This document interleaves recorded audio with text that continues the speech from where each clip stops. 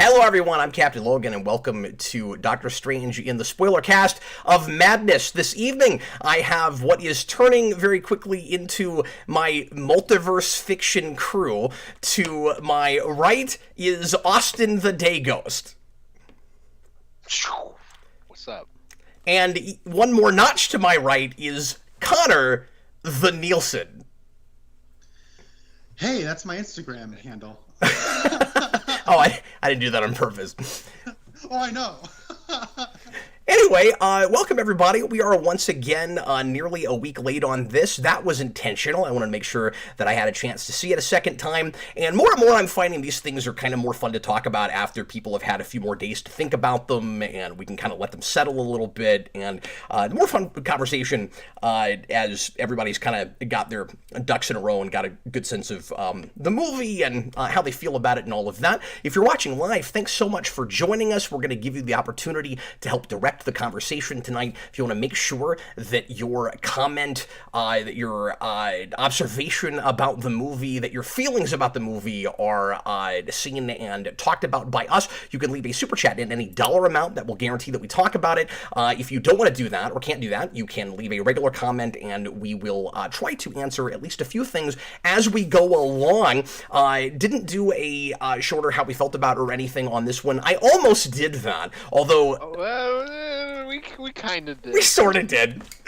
It wasn't called that. We had a commentary breakdown the other day, and half an hour into just kind of talking about nothing in particular, because we were like, well, we're here, we have an audience, we might as well just chat about whatever folks want to chat about. It ended up kind of either elevating or degenerating, depending on how you look at it, into how we felt about for this movie, for Doctor Strange in the Multiverse of Madness. So some of you guys already know my and Austin's initial thoughts on this.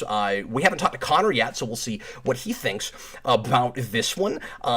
So yeah, we'll do our normal kind of round robin thing. We'll have everybody throw out a best thing, a worst thing, and flip their signs. And I think tonight I'm going to let Austin go first. Austin, feel free to give us a little bit of a synopsis if you want to, and then you could just launch right into your sign flip. But everybody, please remember that tonight we are broadcasting from the 838 universe, which means that if you flip red, it means you're feeling it, and if you flip green, it means you're not feeling it. Oh, you just hit me with a curveball. I don't even know what to say now. You gotta go on red. You gotta go on red. It's a spoiler cast, full spoiler spoilers, everybody, from the very beginning. We're going to assume that you've seen the movie if you're looking at this, so you guys don't feel the need to avoid spoilers or anything, even from it out the gate. It is a spoiler cast. Austin, take it away, sir. Doctor Strange in the Multiverse of Madness is a tale about Doctor Strange going into the Multiverse of Madness, where he is basically just on the run for an hour and a half or 2 hours as Wanda tries to kill him, and it's a train ride. You get into it.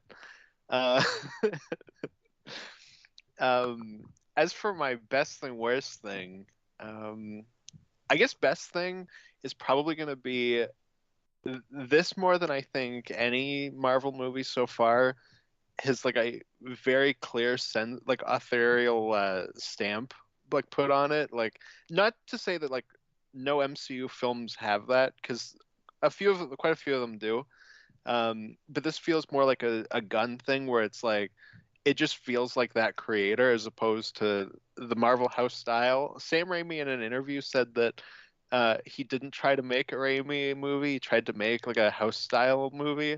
If that's what he was going for, he failed. But no, it in a lot of ways, I think. I mean, how reserved was he? What would it have turned into if he had tried to make a Raimi movie? Well, if that's the case, I hope that's what he does for a third one. Yeah, what I liked about this movie is that it feels like it's not Doctor Strange in the Multiverse of Madness. It's Doctor Strange through Sam Raimi's entire filmography. Like, there's aspects of like every movie I've seen by him in this, but it also feels wholly original and feels like a Doctor Strange movie at the same time. Like, it's a very delicate mixture of that, and I think that's like my biggest thing, because I'm not like, I don't love his Spider-Man movies, but I am a big Sam Raimi fan outside of that. So it was really cool to see a lot of that stuff and a lot of his horror influence. Well, and those really do feel, for the most part, like him making studio movies, I think. I mean, you can see his stamp here and there a little bit, but that's why I've always found that Doc Ock scene in the second movie so jarring. With the woman with the fingernails, like, across the floor, all of a sudden we're in a Sam Raimi horror thing, but the rest of it's not that. Yeah. Yeah, no, exactly, because... He can go to those places with this material. It's appropriate now. Yeah, because with Doc Ock, for example, he plays it as like a universal monster thing, the way he shoots most of Doc Ock scenes. But it's also kind of at odds with Spider-Man. Like, that's not really what that is. But with Doctor Strange, it's a perfect match. And for years, I've been like, well, he's a better match on Doctor Strange than he is Spider-Man, and I feel really vindicated by this movie. And so bizarre it even came together this way, right? Like, he wasn't their first choice.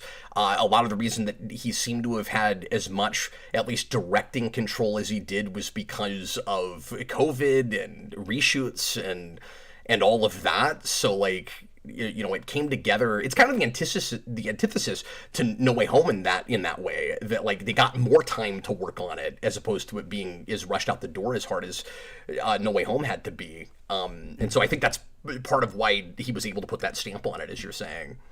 Yeah, no, for sure. And laugh at me all you want, but I was like perfectly excited to see New Mutants, because I was like, oh, it's a horror superhero movie. That's interesting. I want to see how that comes out.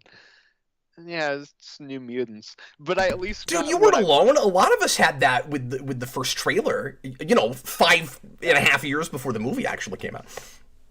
Well, I was like right up to like the moment I hit play. I was like, I'm ready for this. Oh, okay. I didn't have that anymore at that point. I know everybody was making fun of it, but I had hope. I was like, maybe. Just maybe. I mean, kids went all the way through and graduated high school in the amount of time it took that movie to come out. Just like people have graduated high school. I was a different person. Between Doctor Strange films. Like, there's like a 6 People are halfway through high school after that first class graduated. It was 6 years ago. Yeah, it's nuts. I was actually shocked to go back and see that date. I was like, was it really 26? I had it in my head that it was 17. It was 16. Mm-hmm. That comes out the same year as BVS. And I want to say just after BVS, or was it before? I think it was the November movie that year. Okay, that's what I was remembering. Anyway.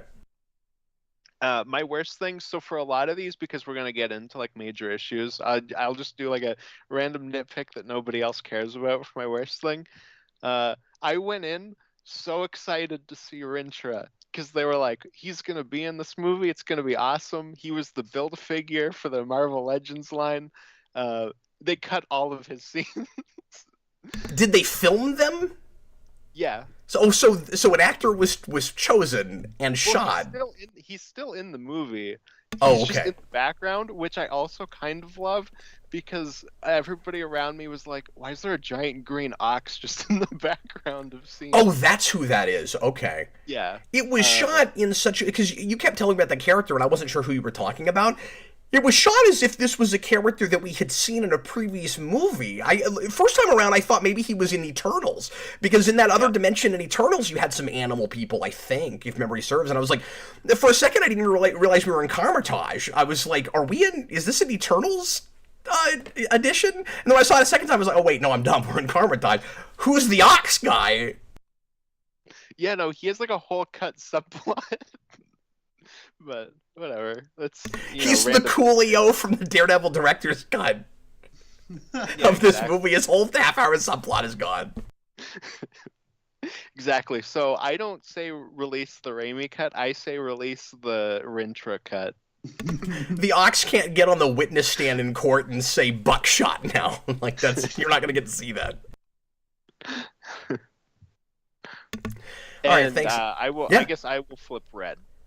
Okay, Austin flips red, which I figured he would, because he seemed to be brimming for the most part.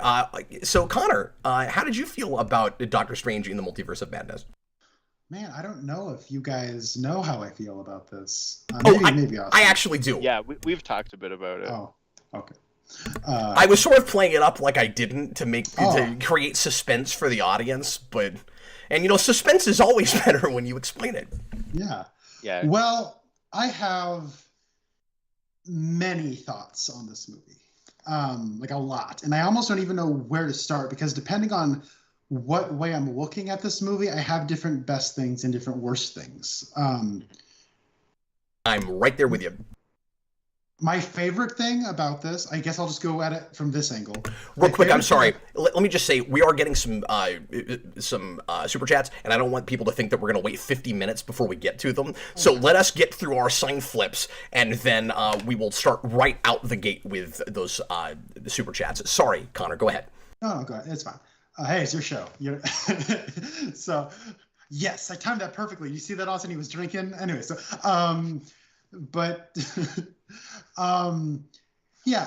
so I would say my favorite thing about this is that it's a sequel to Doctor Strange, and I was not expecting that.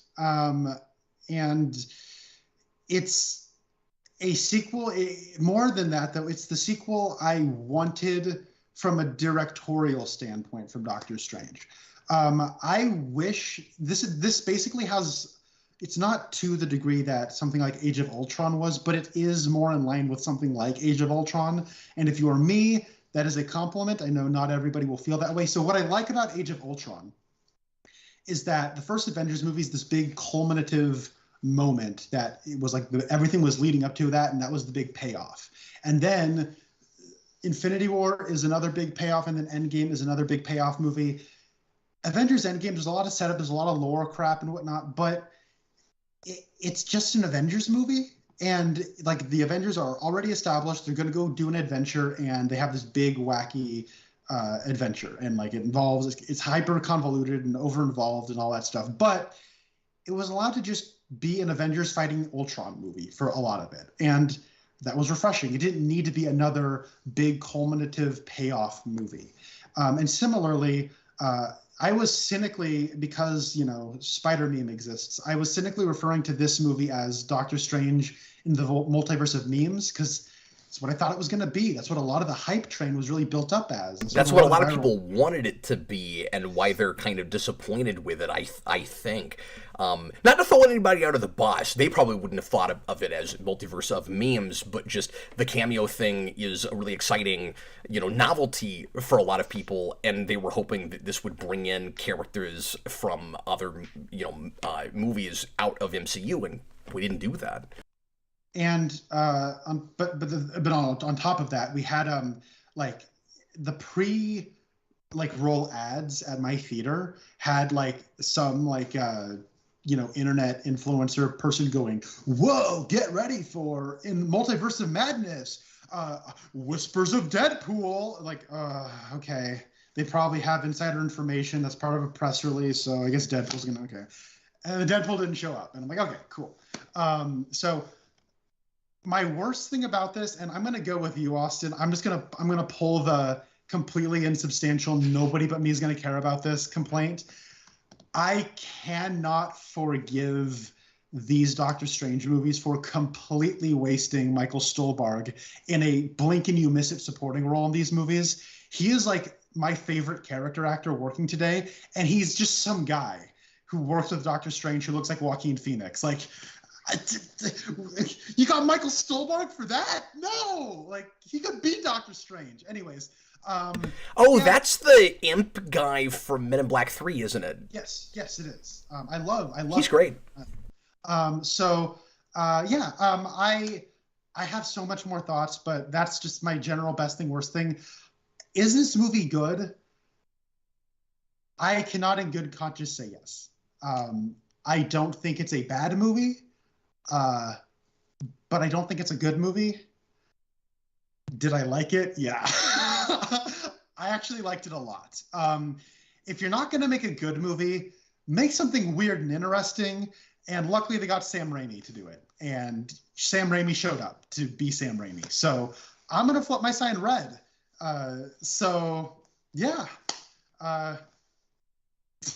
Again, if you came in late, we're going on red tonight, okay? We're in the 838 universe, and red means we're feeling it, and green means we're not feeling it.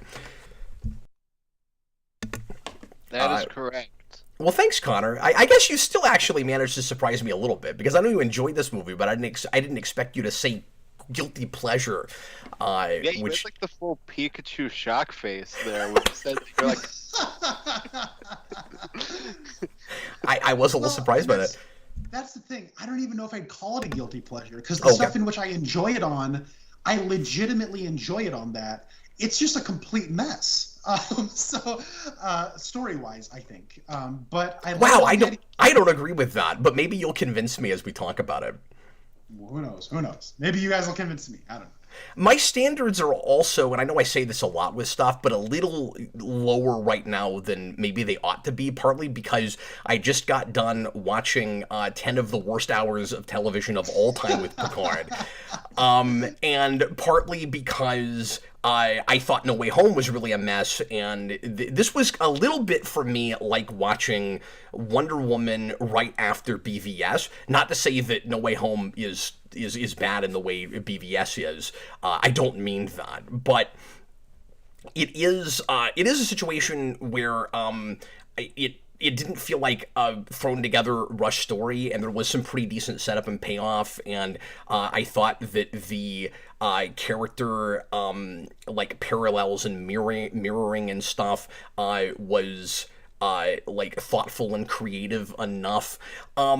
So yeah, I enjoyed this a lot. I've seen it twice. I think I maybe enjoyed it on first viewing a tad better than second. It was difficult to even be critical of it first time around, because I had that experience that I've had a handful of times since we started the MCU, where it was a little bit like finally getting to see a certain kind of comic book adaptation that I had, like, for the first time, which I didn't expect with this movie, because I had the same reservations that you did, Connor, but also, I thought the first Doctor Strange movie, was just fine, and, like, was excited with seeing previews about how weird it looked like they were going. It seemed like they were selling it really hard on, no, don't worry, this time we remembered that you know, Steve Ditko co-created this character, and that was exciting. But I still have never been like real invested in this character. I think I agree with folks like Mike at Red Letter Media that say Doctor Strange is more interesting or fun to watch as a supporting character. I always felt that way in the comics growing up. I haven't spent a lot of time with his books. I know Austin's a big fan. I know Dan's a big fan. I haven't read a lot of Doctor Strange stories, so for my limited experience, Doctor Strange, kind of like Iron Man always was, is just better as an Avenger. He's better as a team character, and I thought that they were me with two of them. I know, and I thought they were well. And remember, I'm not a Marvel guy, I know. as much, but as I am a Batman guy. Batman, DC, Marvel. The answer is Batman, but with Doctor Strange, the first movie, I remember, I'm trying to get my thoughts back together. I remember feeling like they were struggling to separate him enough from Tony Stark as a character, and I think and there are subtle differences certainly, and they come from different places, and this is all stuff that I want to break down and analyze some when I do the Superhero Rewind Unscripted for the first Doctor Strange, but this movie, I'm hearing a lot of people complain that Doctor Strange as a character isn't enough of the focus of the movie, and that and that like they don't get enough like new about him as a character, and that he doesn't come alive enough. I didn't have that experience with this. It's character focused enough for the kind of movie it is, because it's very much a ride kind of movie. It's very much a roller coaster movie, and it's a popcorn blockbuster in the best sense of the word. I feel like we're getting back to basics, both with superhero stuff and with popcorn movies with this. But so some of the character work that we're doing with Doctor Strange, I think is kind of easy to miss maybe inside of the ride. And seeing it a second time, I was able to peel back more of that, and I feel like some of it is just not brought enough to the fore. And it isn't even that it's just like blink and you miss it, so it hardly counts. It's there, it's relevant, it's building, it's moving the narrative along, but it's also really easy to watch it on the level of you're just in a roller coaster, sort of like a video game where the story doesn't matter, right? And like first time around, that was the experience I had with this. Second time around, it makes that first Doctor Strange movie better. I feel like I understand this character, especially again in relation to Tony Stark, a lot better after this, particularly with the revelation about his sister drowning. That is very much not drawn enough to the fore. It's kind of really important for his backstory. It's very strange that we, talked about it for a second and a half and moved past it. Now I have a much... Excuse me. Now I have... my microphone is moving. I have a much better understanding about why he... became a doctor and why he needs control in the way that he does and why the Hippocratic Oath is so important to him beyond just generically, I'm a doctor, I'm a doctor, not a sorcerer. I'm a doctor and a sorcerer. So anyway, so I guess my best thing with this is... I'm trying to decide, because I feel like I just kind of worked up to a best thing, but the thing I was going to use for my best thing has nothing to do with what I just said. So I don't know. I think it's just that second where he mentions having a sister. You're like, you know what? People can relate to the idea of having a sister. I like that they added that. But no, my best thing is generically just how really comic book this is. People were worried that it was going to be, like Connor was talking about, just kind of fan service the movie. It in the best ways, I think, kind of is for comic books and comic book fans, and I haven't said that about an MCU movie in a really long time. Endgame was that for the MCU. It was all about kind of patting ourselves on the back for 10 years of making cool movies, and this was in some ways kind of the most modern Marvel comic book thing we've done, especially because of a lot of the things, particularly with the Illuminati and everything, that we're pulling from the era of Marvel that I most like, which is mid-2000s Marvel Now stuff. And I really appreciated kind of that feel. But second to that, and what I was originally going to make my best thing, is just America Chavez, a character I never thought I would give a crap about on screen, and who really came alive and was wonderfully endearing in this, I thought. Really smart to use her, considering that her power set is multiversal travel. It wasn't a forced way to introduce a really modern, newer character. She should have been here, and I think the story is built around her in a pretty cool way. I think that actress is wonderful. I think she might even be able to carry a movie on her own, which I never ever thought I would say about that character. Never cared before in stuff I saw her in, and I was immediately enamored with her. I thought she was wonderful, and it's crazy that the MCU has been going on long enough now that we're starting to see characters that were invented years after the MCU started. She starts in 2011, and Iron Man was 2008. Like, that's how new she is. That's a Joe Kelly creation. That was Captain Marvel too. Obviously, like Carol Danvers exists before, but she doesn't become Captain Marvel till 2015. Yeah, well, and I don't know how recent Monica Rambeau is, but I think she predates the MCU. Yeah, I think so. But I think it's like 80s.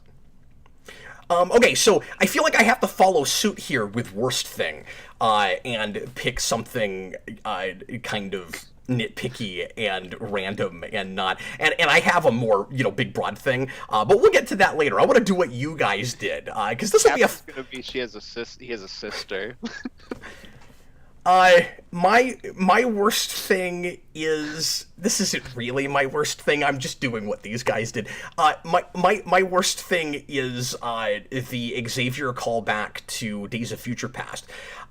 which first time around I wasn't sure how I felt about that, and I kept I kept kind of noodling it, where I was like, okay, is it a problem that he says the major line he has that everybody remembers from, and not like a one-liner kind of thing, like a big thematic line, just because someone stumbles and falls doesn't mean that they're lost forever, that line. I'm like, is that bad because you said it in another movie and it's a callback thing? You know, is it the Green Goblin thing again? And like, I'm something of a scientist myself, or is it just like in his character to say stuff like that, and I could buy that? Is it Khan again? Look, sorry. To me, it just came across as he's senile, and he's like, this is a thing I said once. I mean, at the very least, unlike the something of a scientist myself line, he didn't say it like Gilbert Gottfried.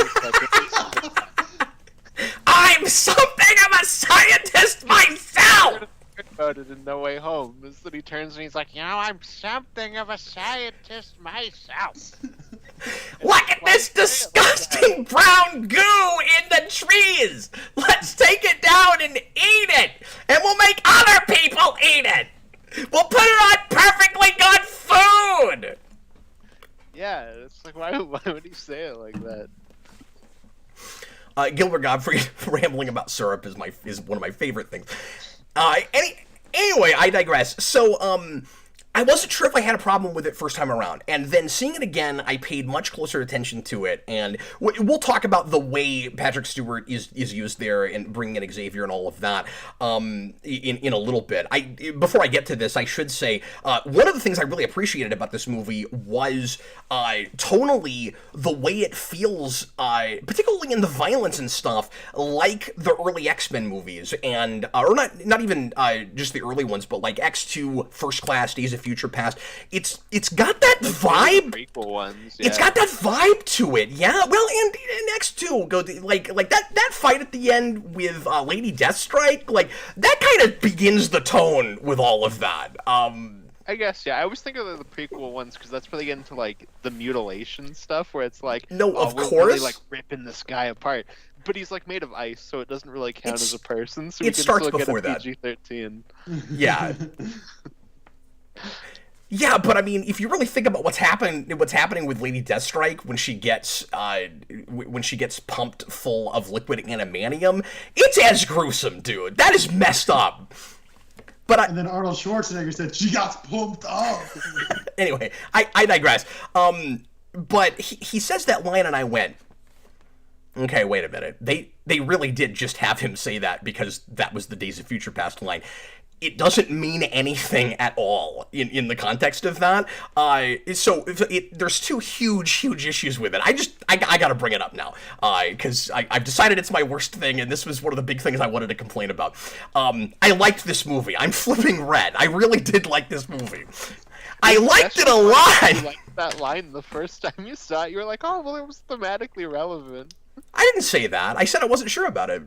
Yeah, but you were like, at least it's thematically relevant. Okay, well, I was wrong. It's not. So, completely flipped around. Here's why it's not. So, first of all, in what way, in the context of what's happening, has the Doctor Strange from our universe, from 616, we'll talk about that too, how has he stumbled or fallen? Right? Like, he came to their universe, and they tied him up or they locked his hands together or whatever because of something that their Doctor Strange did, and they're worried that all the Doctor Stranges have an ends justifies the means mentality, and that he's a danger to the multiverse. He hasn't stumbled. He hasn't done anything. He's just there. Like, that line doesn't mean anything. Secondly, this is not... The point of that line is Professor Xavier is an eternal optimist. He always gives people the benefit of the doubt. They get a second chance. This is a Professor X who stood there and watched Doctor Strange, a version of the guy he's talking about right now, get summarily executed right in front of him! The line doesn't mean anything! No. See, he's senile, and he has senile, and he has like a few years delayed fuse. He meant to say that when the other Doctor Strange said it, and he's like, just because someone stumbled and fallen, help, I can't get up. That's the point Black Bolt should have died. It is, because Black Bolt should have looked over at him and been like, well, now wait a minute.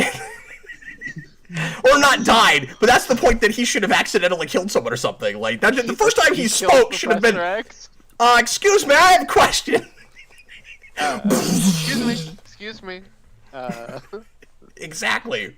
What does Professor X need with a treadmill? Am I missing something? Because I'm pretty sure none of that works.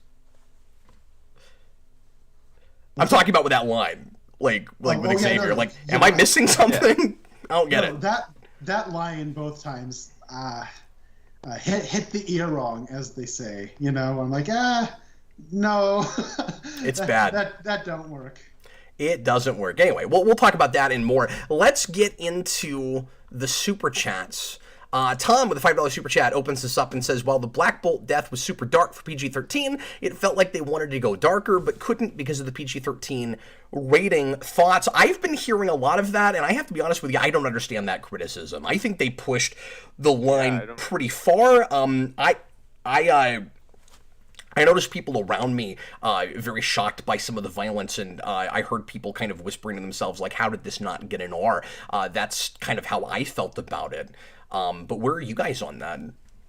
I definitely didn't have this feels like it's trying to go farther than it's allowed to. The Black Bolt death specifically, though, because that's what he mentioned, I can't believe that made it onto the screen, because that's not even he's Iceman, you know, he's made of ice, so he's not really a person. Like, you see his head sink in and his eyes are bleeding, and he's like bleeding visceral. out the nose. It's pretty shocking brutal.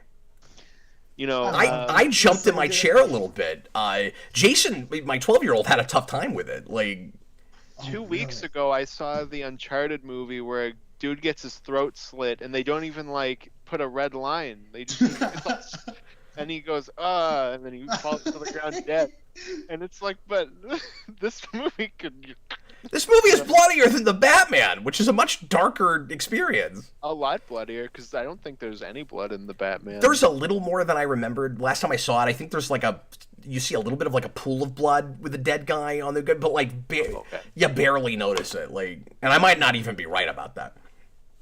Yeah, Austin, after Uncharted, all I can think of is Mark Wahlberg saying, I'm literally in a Papa John's right now. Sony never change. Okay. Okay.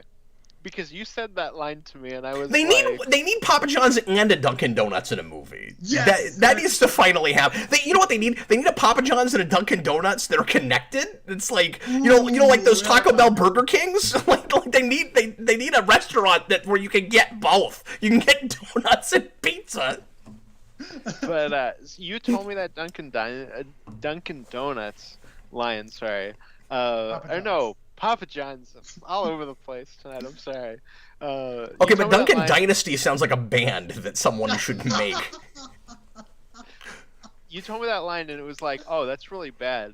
It's way worse than I expected. I know! Because not only is it just that line, but it's one of my favorite scenes in Temple of Doom, where like the ceiling's coming down and they're like, oh, Willie, you gotta hit the thing, and she's, you know, struggling to do it. It's just that scene where they're like, Nathan Drake's gonna drown, and then he's like, help me, Sully, and it cuts to Sully and he's like, I'm literally in a Dunkin' Donuts right now. Papa John! Papa John!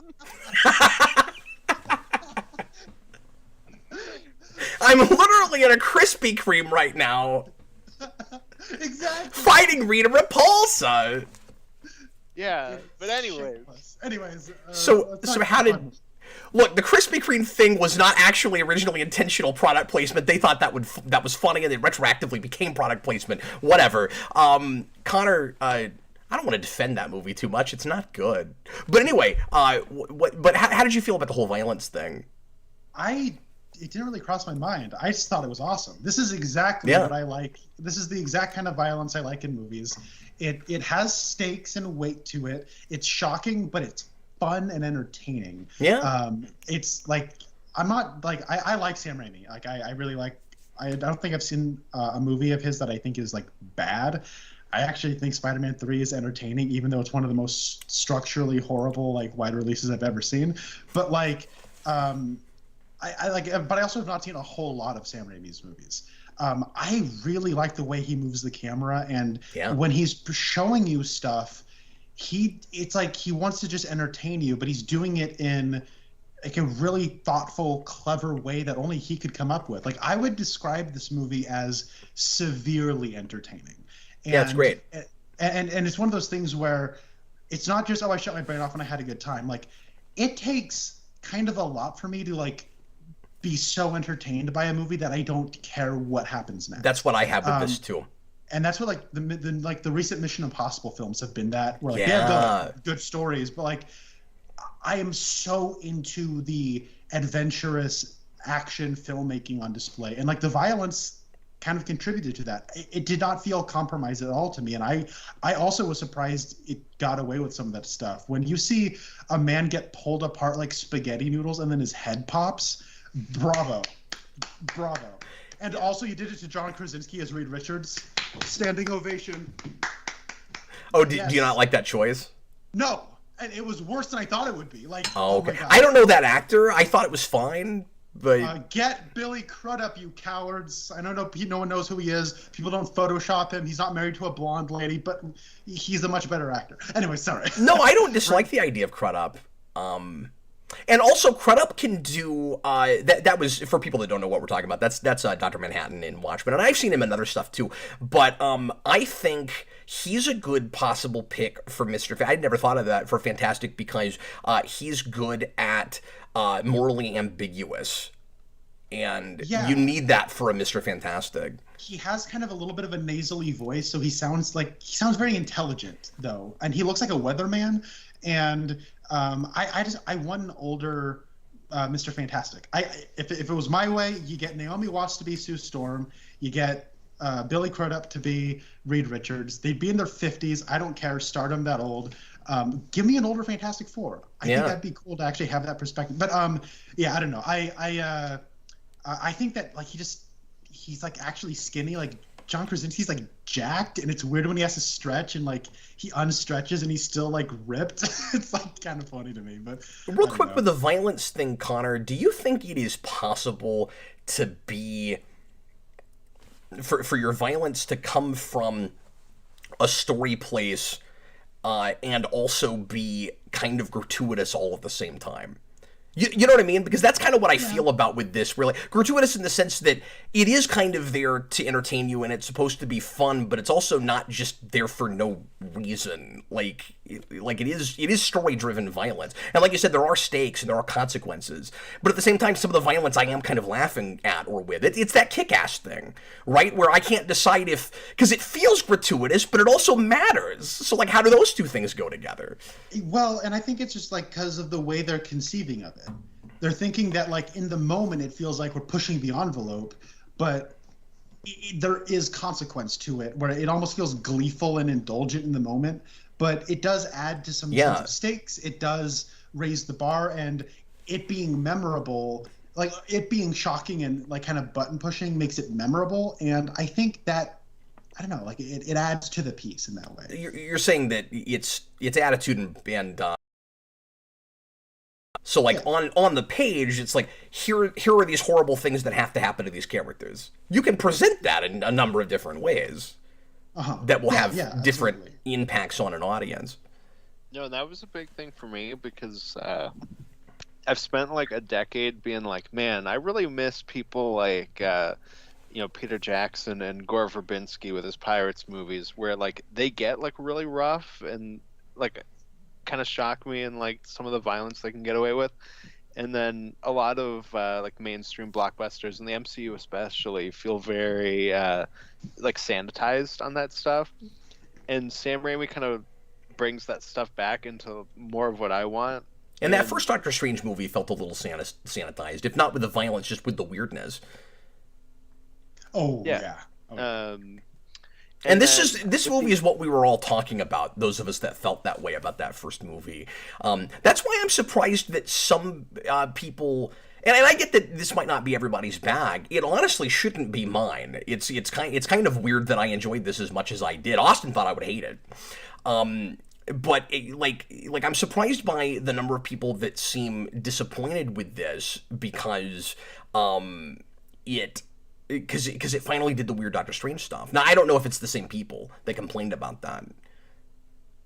Yeah, I don't know. I mean, for those who, when it's a Geekvolution history, the first Spoilercast I ever appeared on was for Doctor Strange. Is that right? I didn't even realize that. My internet was so bad, I kept jumping in and out, and eventually you just had to text me and say, I'm sorry, dude, we can't have you here. Like, you're... Like, I'm sure I didn't say it like that. No. You just put it in caps, leave.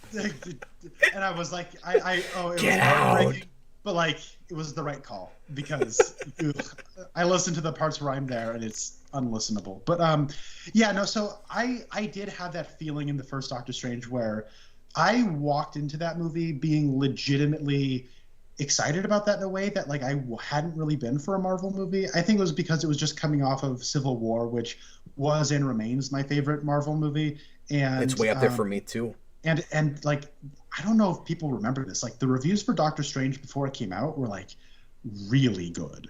Like it had a very high like tomato meter, and like the scores weren't just like 3 out of 5. It's fine. Yeah, I didn't like realize they that. were like really high, and I was like, oh man, am I like a Marvel fan right now? This is unexpected. And then I watched it, and it wasn't bad, but it was it was fine. Like it's good enough. It's like it's a phase 1. It's safe, it's timid, and timid in the same way. I don't want to just review that movie, but right now, but timid in the same way that Thor kind of was, where they're not sure that people are gonna accept magic. They're not sure if they want to go in the magic direction. Everything has been so science fiction up to this point. Well, even with that first Doctor Strange movie, I felt like they were kind of tiptoeing around magic, going, I mean, it's still kind of science. And then finally, when you get to WandaVision, we just straight up went, yeah, nope, we can't really do that anymore. It's magic, it's spells, people have incantations, and then we're carrying that over to this, of course. With WandaVision, I was really irritated initially by the way the term hex was used, because it felt like I still couldn't tell if they were going to outright go, yeah, it's magic, it's just magic, and when they started saying hex, it was the shape of a hexagon. I was like, "Come on, you guys!" Like the dome over Westview or whatever, a hex. And then it was actually a hex, and I was like, "Okay, you guys just got cutesy with that. I guess it's actually really magic."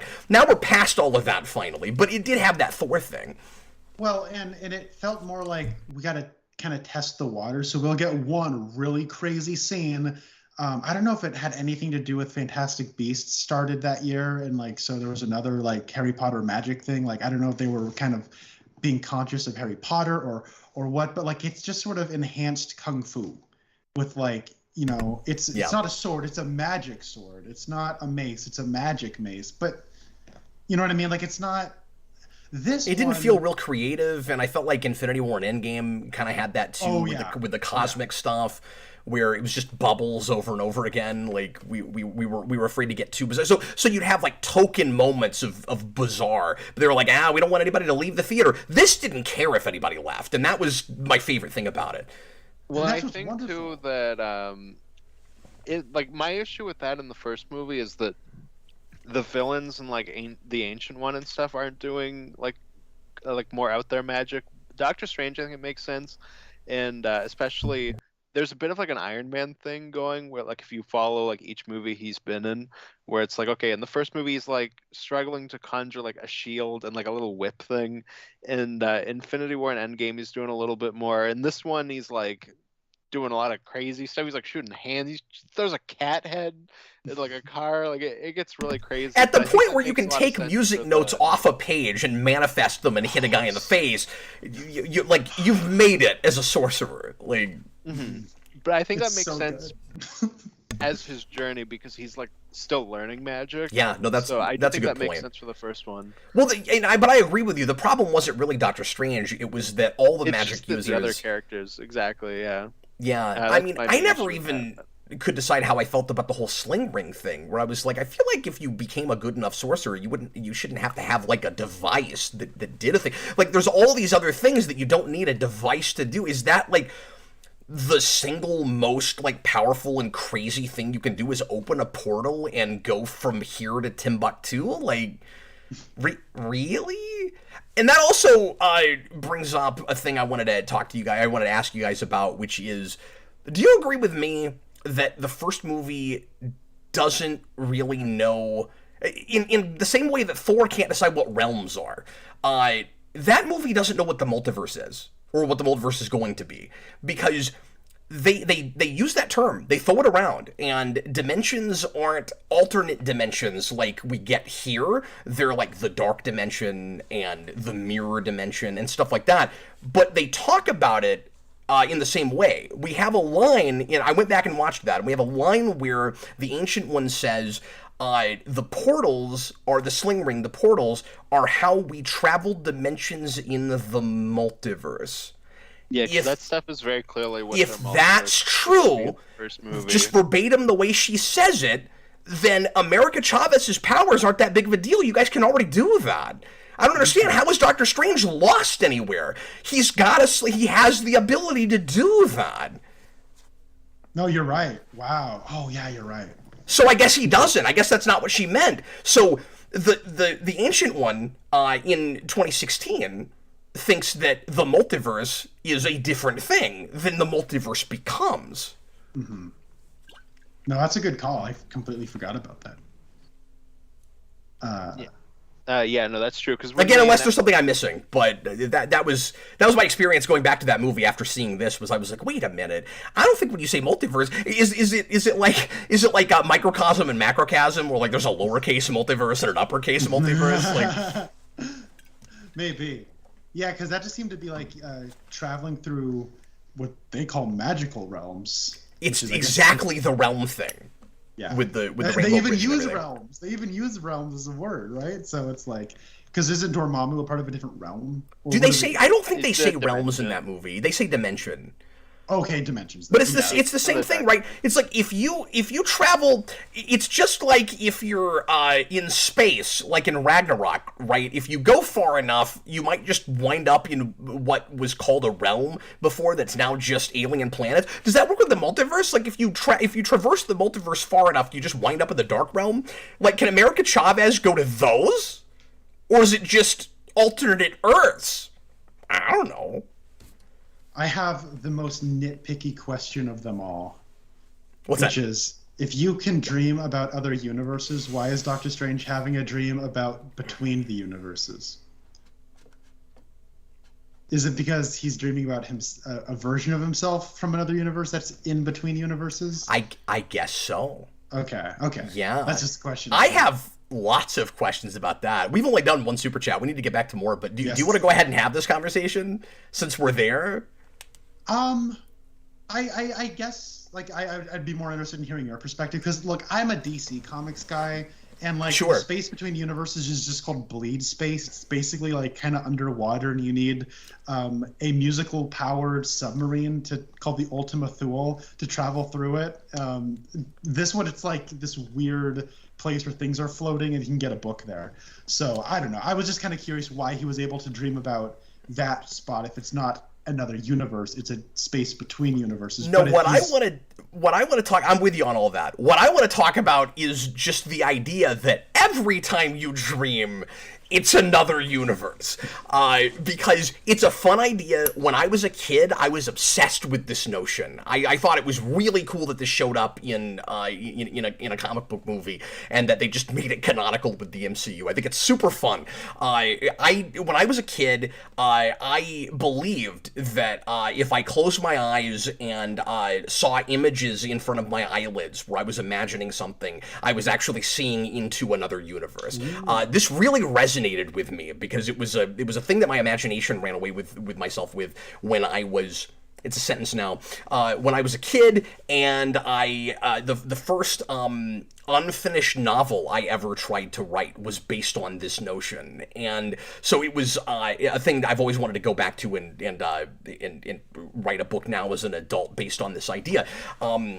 It was a thing about like being able to leave your body and go into other people's dreams, and so I thought it was super cool that they used that, but it's very simple and it's very sloppy as far as the mythology goes. It's a conceit, I get that, it's mostly okay, but this is where I kind of want to nitpick a little bit because it's amusing to me. It doesn't break the story or anything, but there's a lot of weird things that have to be true if this is the case. So, first of all, if whenever you dream, you're seeing yourself in another universe, it means, at least with all the examples we get here, that time does not move differently in any other universe. It means that you are the same age in every single universe, because that's all we see here, and it means that there is a very specific, this is hilarious to me, there's a very specific time zone difference with every single universe, because it means that when you're dreaming, another version of you has to be awake in another universe, but is the same age that you are now. And it also discounts the fact that people sometimes dream, like, not in first person. People don't always dream as themselves. There's like a third-person omniscient thing that happens sometimes when you're a dreamer. You're like outside of your body. How do you account for that? You're not necessarily even in your own dream. How does this work? I have a million questions about this. What about dreams within dreams? Because I've had this many times. Is that just another version of you dreaming about another? You jumped into a version of you that's having a dream, and you're seeing the dream along with them because what they're doing right now is sleeping. Oh, and that maybe that's what's happening. John Kelling says, yeah. What if you dream that you're older or younger, though? That's a good point. Sure, but how often does that happen? Because I haven't had that very often, and you would have to assume that's happening all the time. And I'm curious, if you're dreaming, like, let's say I dream, like is a new dream always a different universe, or is it like, can you sometimes visit the same universe? Because is that what a dream? Ooh, yeah, okay, yeah. These aren't necessarily like problems with the movie. I just like no, but it's interesting to think about. Why does Wanda always have the exact same dream? Like, because I mean, I guess just because it makes her plight more tragic, but like, realistically speaking, I don't really get that. Like, I understand that the idea, and I have issues with this too, the idea is supposed to be, or it's weird, that she has her boys, her twin sons, in every other universe except for this one, but that doesn't mean that every time she would be dreaming even about that, like her with her boys, that it would be the exact same thing every time, and it creates this bizarre feeling that all Wanda in other universes does is make dessert with her children. It seems like that's all they're doing. They're making cookies, they're having ice cream, like that's all they're ever doing. And I don't know if she's seeing into the same universe every time or not, because I don't know why she picks 838 over any other universe. Well, doesn't she know that America Chavez is there? Or why would she know that America Chavez is there? I assume she can probably sense it through the dark. Oh, she is sending monsters after her on purpose, so she can see into other universes. But is that why she goes to specifically that? I guess it is because Chavez went there on accident. No, that's what it was. So when she's okay, so I'll give the movie this. I guess when she says I have the same dream every night, she can't be looking at 838 every time. Because no, and I don't think when she says I have the same dream, it's literally like the exact same events. I think it's just I have the same dream where it's just me and my kids doing things. I don't think it's literally like, oh, we're making ice cream every single That's day. What it feels like, though. It's weird. I dream that I have children. Yeah. Well, and I mean, to that point, like this year, my New Year's resolution is I'm not eating sweets, and specifically chocolate. Let me tell you, other universes of me are really enjoying chocolate this year because that my dream. Like a lot of nights. Oh wow, that's really I'm interesting, drinking isn't it? milkshakes. I'm eating donuts. Man, other me's are killing it. Let me tell you what. Another question I want answered is if, and again, I get that it's a conceit, but I think it's interesting. If every time you dream you're seeing yourself in another universe, what is it about the human psychology or the brain or whatever that makes us not remember most dreams? Like, is it that, like, the dream, seeing between dimensions is, like, a lot for your brain to process? Like, there's a potential explanation. I kind of wish the movie got into that. I'm honestly kind of glad it's not, because that way we can talk about it like this. That's fair. Look, it would be very easy to bog it down with, like, let's sit in a room and discuss a dream. That's true, but now I want somebody to write a non-canonical book about it. Or like semi-canon book about it. Like that'd be fun. Like the psychology of the multiverse, like, or, in the MCU. Like, look, I love dreams. I've always loved dreams. I remember a lot of my dreams. I love movies about dreams. Yeah. I just saw Waking Life for the first time, which I wish I would have watched in high school. Never heard of that. It's one of Richard. You saw A Scanner Darkly, right? Yeah, a long time ago. Okay, it's the same filmmaker doing the same kind of weird rotoscoped animation. Okay, cool. It's about lucid dreaming. It's pretty interesting, but it would have blown my mind in high school. Inception's like the movie that made me want to be a filmmaker. Like I love dreams, and I don't know. This was a lot of fun to me, and I also like multiverses. I've been a very vocal critic of the MCU's approach to the multiverse so far. This is the first one to handle it competently. Yeah. So not only do I get dreams, I get a competent multiverse. Like, God bless you, this movie. And a week after Everything Everywhere, which I was really concerned, because the three of us reviewed that, and we loved it. We flipped our sign green back when we were a universe where that meant what this means now. And we were all, I think, kind of worried that would hurt this experience real hard. I didn't have that. I kind of felt like they look almost like companion pieces to me, because they're handling different aspects somewhat thematically of multiverse and what you can say about people with it, but they're also about some of the same things but approaching it differently. Like, both movies are about what it really means to be happy and all of that, and using other versions of yourself from other universes and seeing how they handle things in order to decide, am I happy? And the difference with this is that it's about, it uses that as a kind of clever, way to deal with the standard predestination versus free will question, where if I'm the same in every other universe, am I destined? Am I fated to do it the same way here? And then I, like, that's an interesting way to look at it, and I like that it dealt with it in kind of a unique new way. But that was another place where the multiverse was a little bit oversimplified to me, where I was like, do I really buy that every single version of a person does pretty much the same thing? Despite the fact that some universes are, like, made out of paint and cartoons, and, like, some of that. Just the ones that we see, because I think it's just that thing where it's like the infinite thing, but we're only getting like 3 or 4, and this one's really only 2.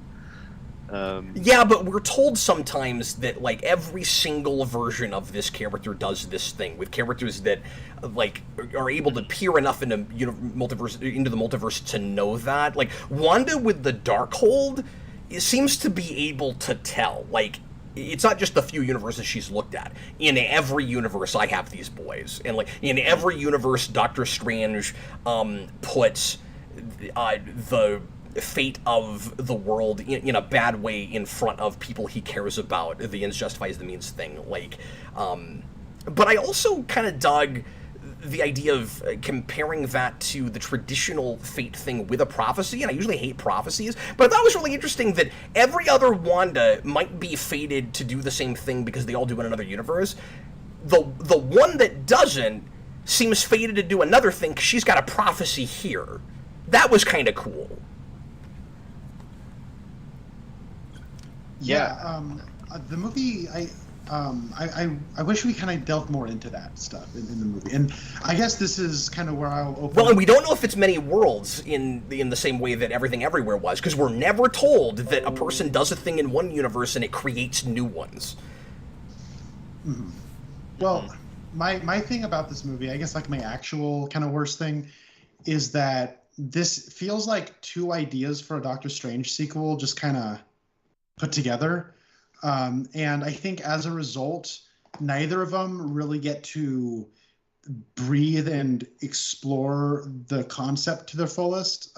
So it's kind of a wonder that the last act, like last 40 minutes, is like as cohesive as it is. I feel like that's where the blend finally, feels like a nice ice cream flavor that swirls the ice cream flavors together. Well, I mentioned that with the dream thing, because I think the dream thing is one of the biggest elements that's clearly a holdover from another version, which is to get the Derrickson out of the room.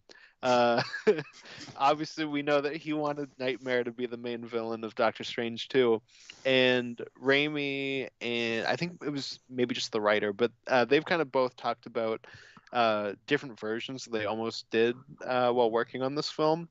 And one of the earlier drafts, he didn't come out and say it, but he did imply that Nightmare did also start as the villain of their movie, with Wanda becoming the villain in the third act. Where there's a whole version of this film that they wrote where she's like going through the multiverse with America and Doctor Strange while Nightmare's the villain, and then she gets possessed at the end to be like the big threat. This is way better than that as a premise, so I'm glad that didn't happen. Well, and what I'm thinking, biggest clear holdovers is the evil Doctor Strange scene, which is straight up just they took a Nightmare versus Doctor Strange scene and made it evil Doctor Strange, and that's not a complaint. That scene's great. I think it works for the change. But when you have him being like, "Oh yeah, like this thing where you're falling in your dreams, that was me, Doctor Strange," it's Nightmare. It's very clearly a holdover.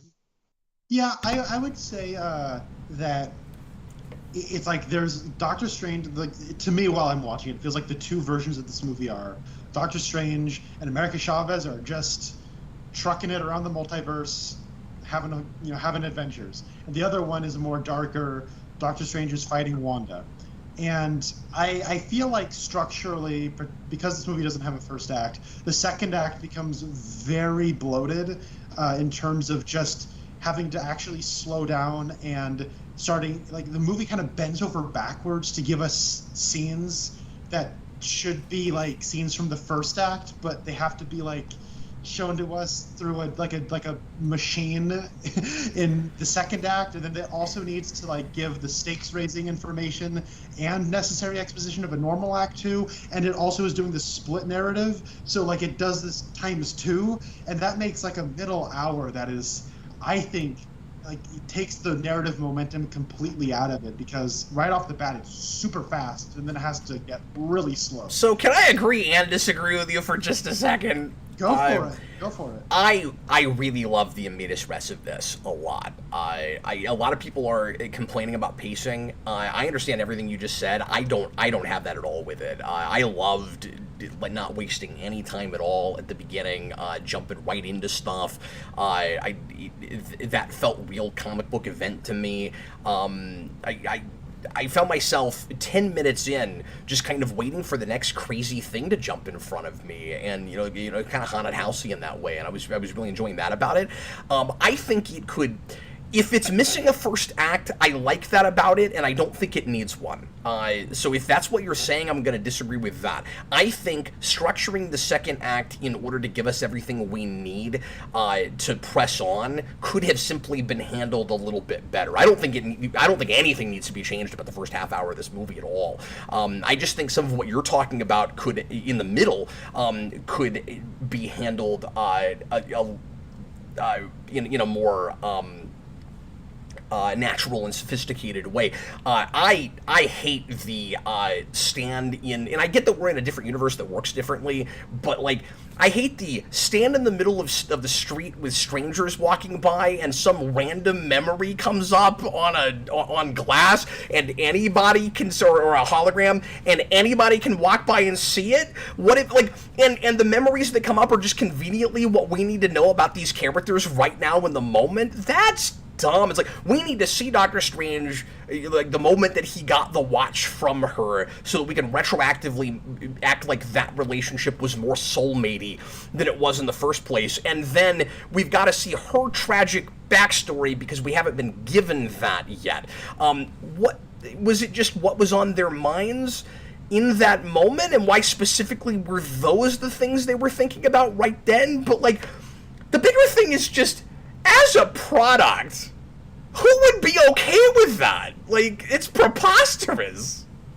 Yeah, I mean... So I hate that! I mean, I do too. Those should just be scenes in the first act. But, like, here's, like, while I'm watching it... I don't think so. I don't agree. I don't think we need to be given those at all. I think all we have to do is have Strange and Chavez have a little bit of downtime and they talk about those things. Sure. There's no good reason they need to be in scene, and there's no reason they have to be given to us in the first act. Well, they have time to talk about it. They're walking down a street eating pizza balls. Well, and what I'm saying though is that while I'm watching it, I don't necessarily have any problems with the first act. But it's like, once you get to Act 2, it feels like this movie has Act 2 problems, which really makes it Act 1 and 2 problems. Where it's like, where do we put this information? I feel like... But that's where I'm not agreeing with you. I don't think the issue is that they put the information in the wrong act. I think the issue is just that they delivered it to us in a real clunky kind of way. Like, it's not that hard. Okay, I just told you how to do some of it. Well, yeah, but I can also see, like, there's already a decent amount of them just walking and talking and kind of bantering back and forth. And so, like, I get, like, when you're writing and, like, directing and editing this out, like, how can we just, like, do a reshoot scene where they, like, look at their memories, like, try to shake this up a little bit because it's getting monotonous. I think that there's just so much information that the movie needs to get out in its second act that, you know, honestly, like, because it just hits the ground running so fast, it could have been 2 minutes more before, like, the ball gets rolling. Like, yeah. I don't know. I feel like it's... I would like at least some kind of status quo before it gets broken. That's all. I had that more the first time. The second time, I was more with it with the structure. Although I agree that one's very funky and losing. The only thing I kind of need in the first act is, like, an introduction Wong and his girlfriend, who you know is his girlfriend unless you look it up, because... Yeah, I didn't even realize that. Exactly. Well, and apparently he was supposed to be in a lot more of that first act, and he was supposed to actually go to the wedding with Doctor Strange. Why did they change that? Why is it just Doctor Strange by himself? I don't understand that. Yeah, that's a good question. That sounds very arbitrary to me. Or maybe it was because of when actors were available. That's true. By the way, since we brought up pizza balls, how wonderful was Bruce Campbell's cameo? I loved it. I loved it so much. Not only is that part great, and that's also like a great Evil Dead reference that he possesses his hand up. I didn't think of that, yeah. It's also the best after credit scene in any Marvel film, where he turns and goes, "It's over," as the camera dramatically zooms in on his face. I was in a room full of like 30 people the first time, and I don't think there was a single person that didn't have a full-on like gut laugh when that happened. It's wonderful. Okay, guys, let's blow through some of these super chats finally. Tom puts in a $5 super chat. Thoughts about the fact that the subtitle is also incorporated in the... I don't know what word that... Maybe he means theme about motherhood. Great example. MOM, Multiverse show tonight, guys. I think that's a coincidence before it's anything. It's funny, though. It makes me think of the Daredevil director's cut again, because you had Wesley Owen Welch and then you flip it over, and it was MOM. They thought it was mom, but then you flip it over, it's wow. Anyway, yeah, but it's yeah, just a Lovecraft reference. I wouldn't think that they were thinking about the mom aspect, but I don't know. It's multifaceted. All right, that's what makes it so good. Carl gives us 5 list. Doctor Strange is both a doctor and strange. Like, it works on several levels. Well, you say that, but that's always been intentional with comics, and the first movie kind of... You don't have to explain my joke. Pulls that out and makes a big deal. Yeah, but it's not... I'm just saying, like, is it a joke really, though? Because, like, the... Anyway. Carl, $5 super chat. I love this movie. Someone told me after watching Captain Carter gets killed, he had to use the bathroom to puke. Okay. Oh, that it was, like... It freaked him out that much, or bothered him that much? Okay, You wow. saw a guy's head cave in, but the thing Yeah, made that it was less the thing? than a dramatic zoom in on a face. Like, I think Mr. Fantastic's death was quite a bit more gruesome. Did he eat rotten food? Is that why? Well, hey, you know what? I watched it the second time with my little brother, and he was just kind of watching it. When they all started dying, he was like, "Okay." When that shield went through her, he like, and I'm like, okay, I guess that was I forgot for a minute how she died. That was a little bit the camera is like goes right up to her midsection, and then it cuts to her face. Like it doesn't leave a lot to the imagination. It's pretty cool. No, because all of the Illuminati gets like really cool deaths, except for Captain Marvel, who is by far the worst member of the Illuminati. And just gets a statue dropped on her, and also she is kind of the most powerful of them because she's Captain Marvel, so she gets taken out way too easily. And I think they're thinking, like, I guess besides Professor Xavier, is well, we'll save her for last because she's supposed to be the most powerful, and that will make us feel like it was harder to kill her, but it wasn't. I'm not convinced a statue dropping on Captain Marvel would kill Captain Marvel. But okay. Well, I wondered watching it if it's supposed to be like the band's thing that I forget which version of Captain Marvel, or it might be, I'm thinking of Quasar, but I think it was like that kind of thing. Because I think you see like her, like around her arms start to break. So I wondered if it was that. Or does Nova also have that, or is Nova different? They have a different way of manifesting powers. I forget. Not sure, I don't know enough about Nova. He's got a suit and he flies. I'm not sure how his power set works.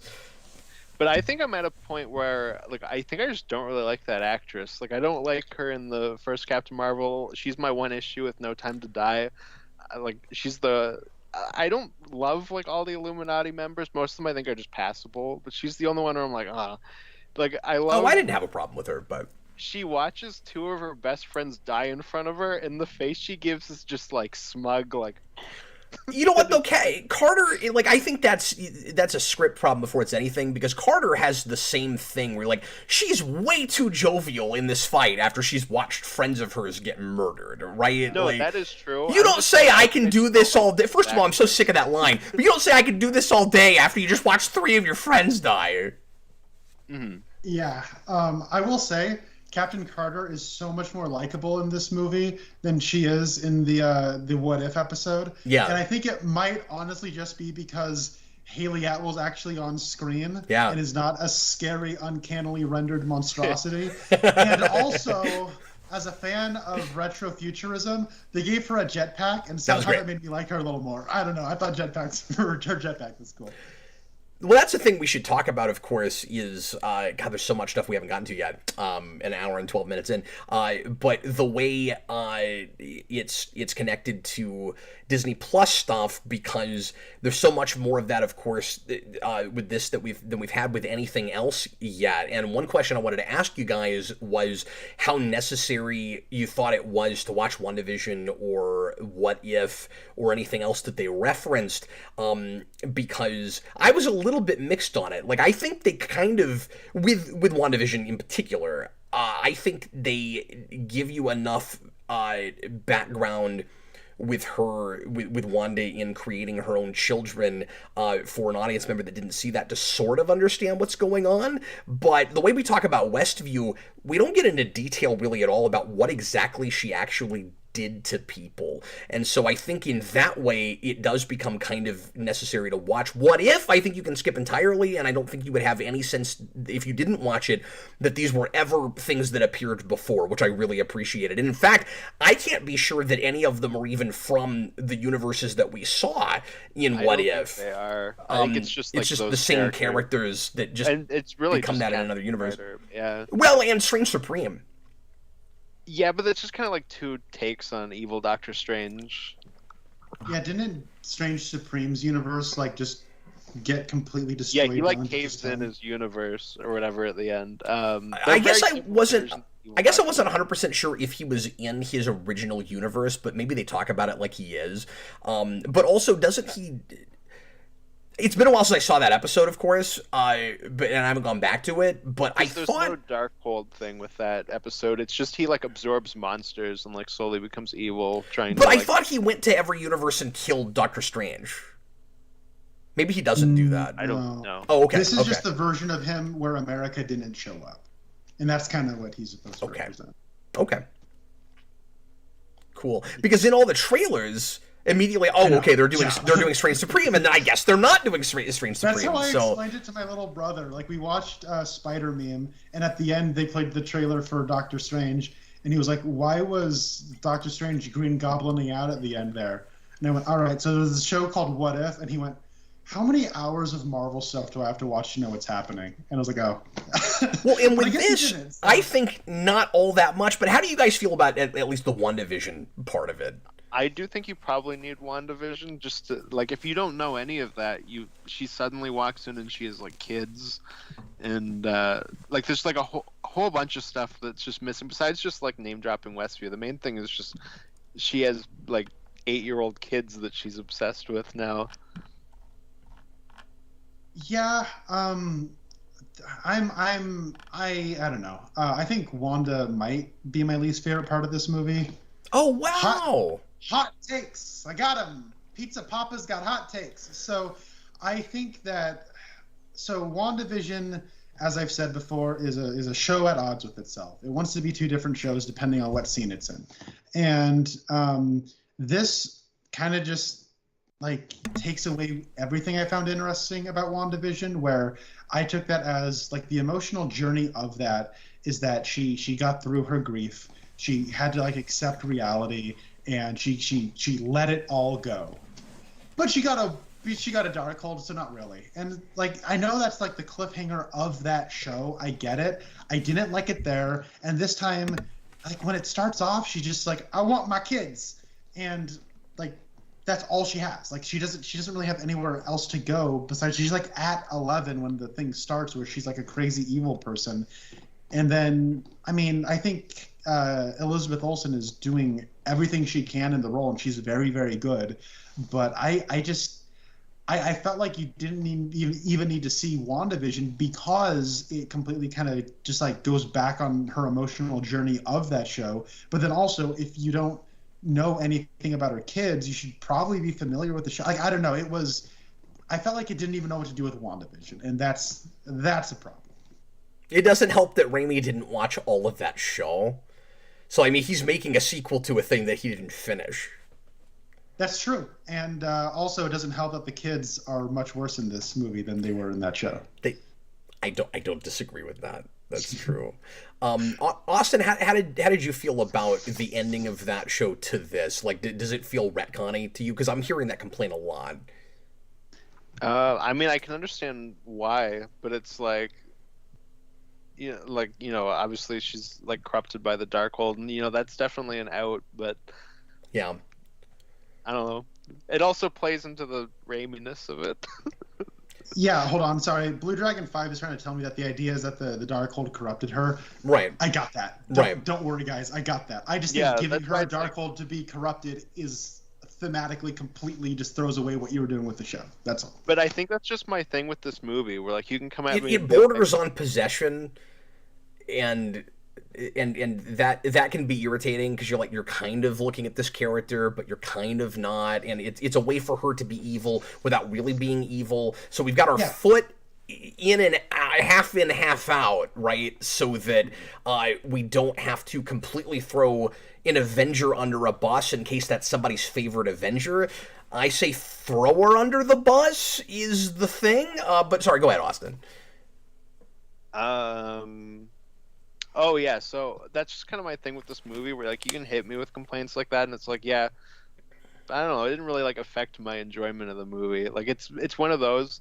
And you said like the thing about the adventure filmmaking earlier, Connor. Like to me, this is just my love for like Indiana Jones and stuff like that. You know, where I'm just in it for that. Like there's issues. I have issues with every single Marvel movie. Like I could stop and be like, here are all the issues. But it's like the thing around it that, you know, holds it up and makes me go, okay, yeah, but like it doesn't kill the experience for me. So yeah, that is like probably an issue going from WandaVision into this. I don't really care. Like I like her in this movie. Mm-hmm. No, I get that. Connor, the place where I differ with you is this is what except for the Darkhold corrupting thing, I wanted to get her to this place without some kind of supernatural element in WandaVision. Like, I didn't like that the emotional journey she goes on is where it is at the end of that show. That's my problem with it. I wanted it to be the story of her transforming into a full-on villain. Like I thought we were headed toward a House of M kind of place, and this movie, in a somewhat superficial way, finally gives me that. And so I'm conflicted because I don't love that we have to do it through some kind of an evil influence thing. But I like that I like that we got to see that, even if it was in something of a superficial way, because I like that in the comics. I wanted to see it's horrifying in House of M, and I wanted to see some kind of No More Mutants kind of thing, and we got as close to that as we possibly could with this. But I also like how it was able to surprise me with how far gone she is at the beginning of this. Like, I thought, like a lot of people, a little bit disappointed when she was announced with this cast. We have this conversation a lot on the channel. Why does every Marvel movie now have to be a team-up thing? Why can't Doctor Strange just have his own movie? Oh, he does, and she's the bad guy, and they're not going to actually team up and go save the world. That was refreshing to me. So I really appreciated that they were able to kind of blindside me with that. But I wish we could have done it without the Darkhold. You can't if WandaVision ends the way it does. So I needed WandaVision to be a different thing before this could be what it is, but I still like that we were able to get there. So, like, it's more that show's fault than the movie's fault, but the movie has to cheat to get us there. I don't understand entirely why she's still as far gone as she is even when she loses the Darkhold. I start wondering, okay, how long do the effects last of the Darkhold? Are we in a place now where she's killed so many people that she's just that far gone, where now the Darkhold doesn't count anymore? When she's in the big temple, does it affect her the way the book did? Or is she just that far gone? I'm not really sure about her psychology at that point. I want to think, and this is where it feels less like a cheat if this is true, I want to think that the point is, once she loses the book, we learn that she's no longer corrupted by the Darkhold, but she's still this screwed up in the head. That fixes a multitude of sins for me if that's supposed to be the answer. I gotta be honest with you, it took me 2 viewings before I even appreciated that she was supposed to be corrupted by the Darkhold, because of the fact that she's doing all this crazy stuff without it. Yeah, I mean, I took it as she's corrupted and, like, the effects are still there. Yeah. And I guess she's snapped out of it to some degree once she's yelling at her children. Yeah, I guess it is like that the whole, corruption is born, from a pure place, right? It's love, it's motivated by love. And then, like, the object of that desire is what snaps her out of it. I like that. That's how you should probably snap her out of it, I think. And I also like that this climax, Doctor Strange in America, they do what Doctor Strange did the first time around. They gave the villain what they wanted. And yeah, that's good. That's cool. Like, they're like a doctor. You give them what they want. And I like that she got to be proactive and do that herself. And yeah.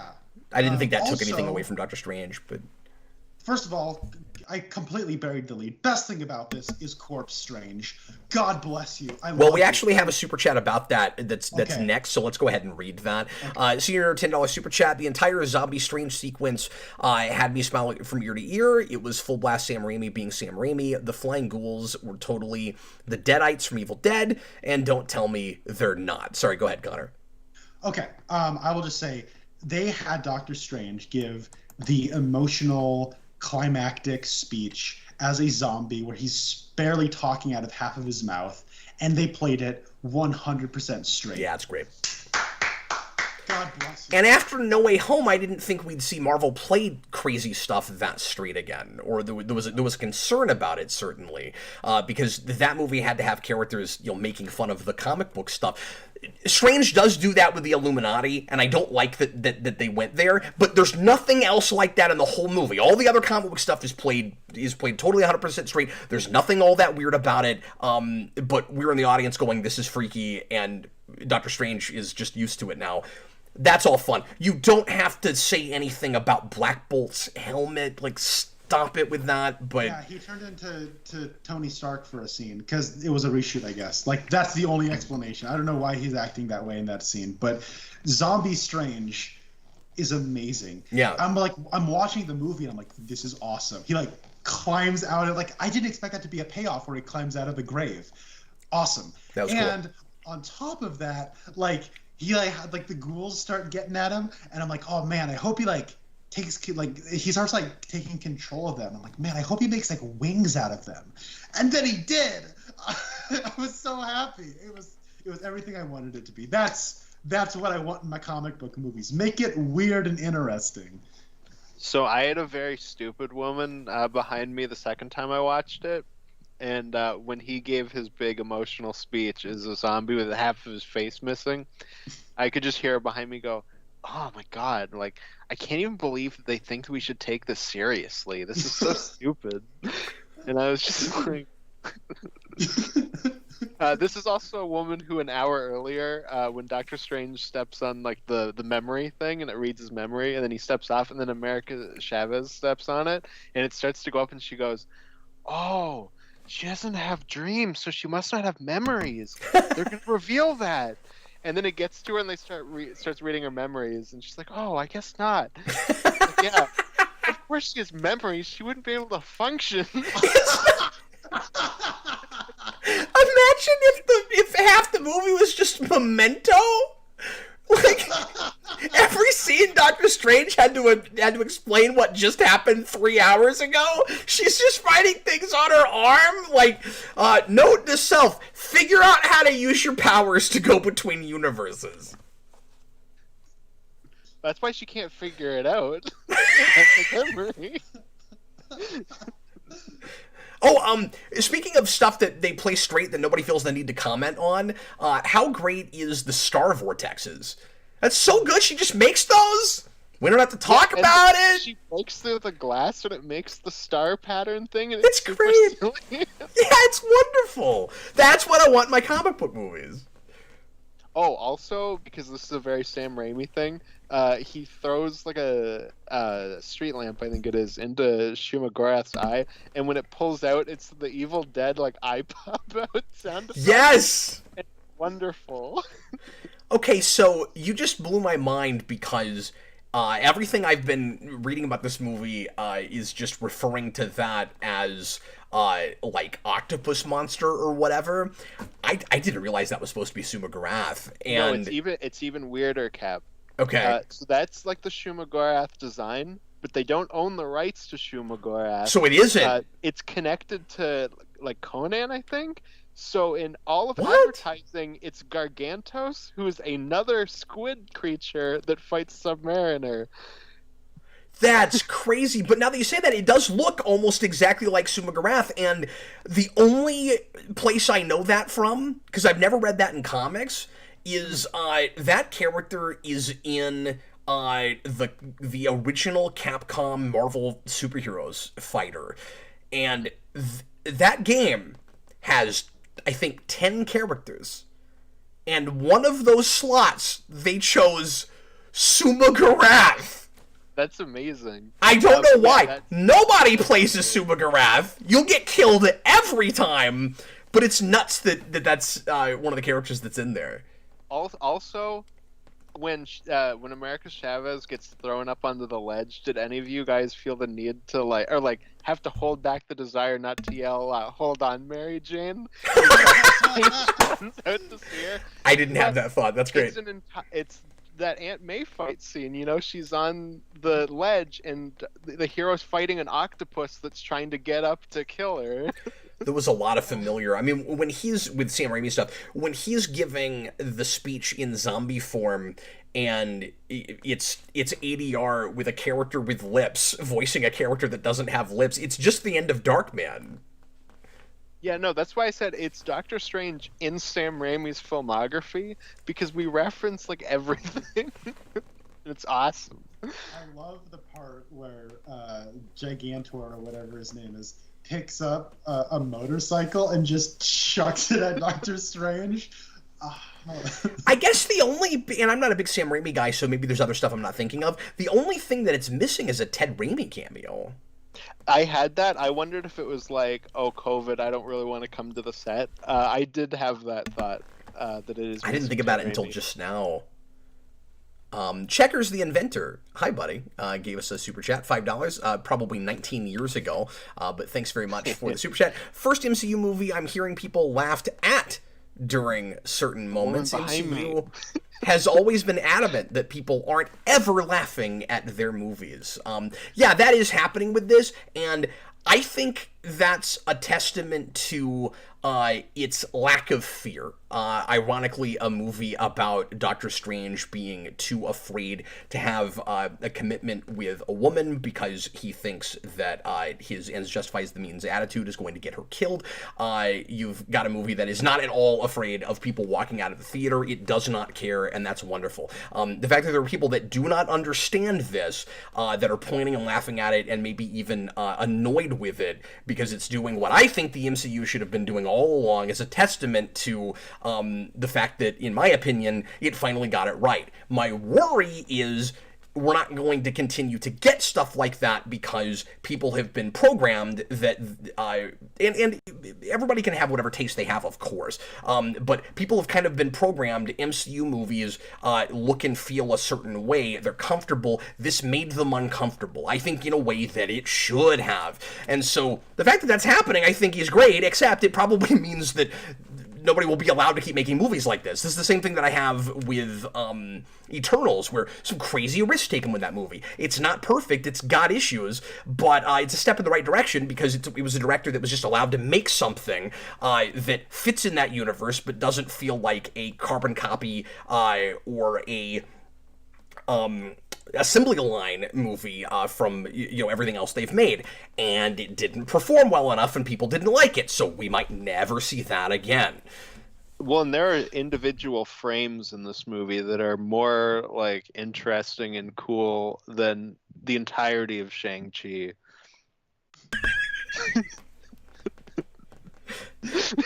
With respect to DJ, who loves that movie, I agree with that.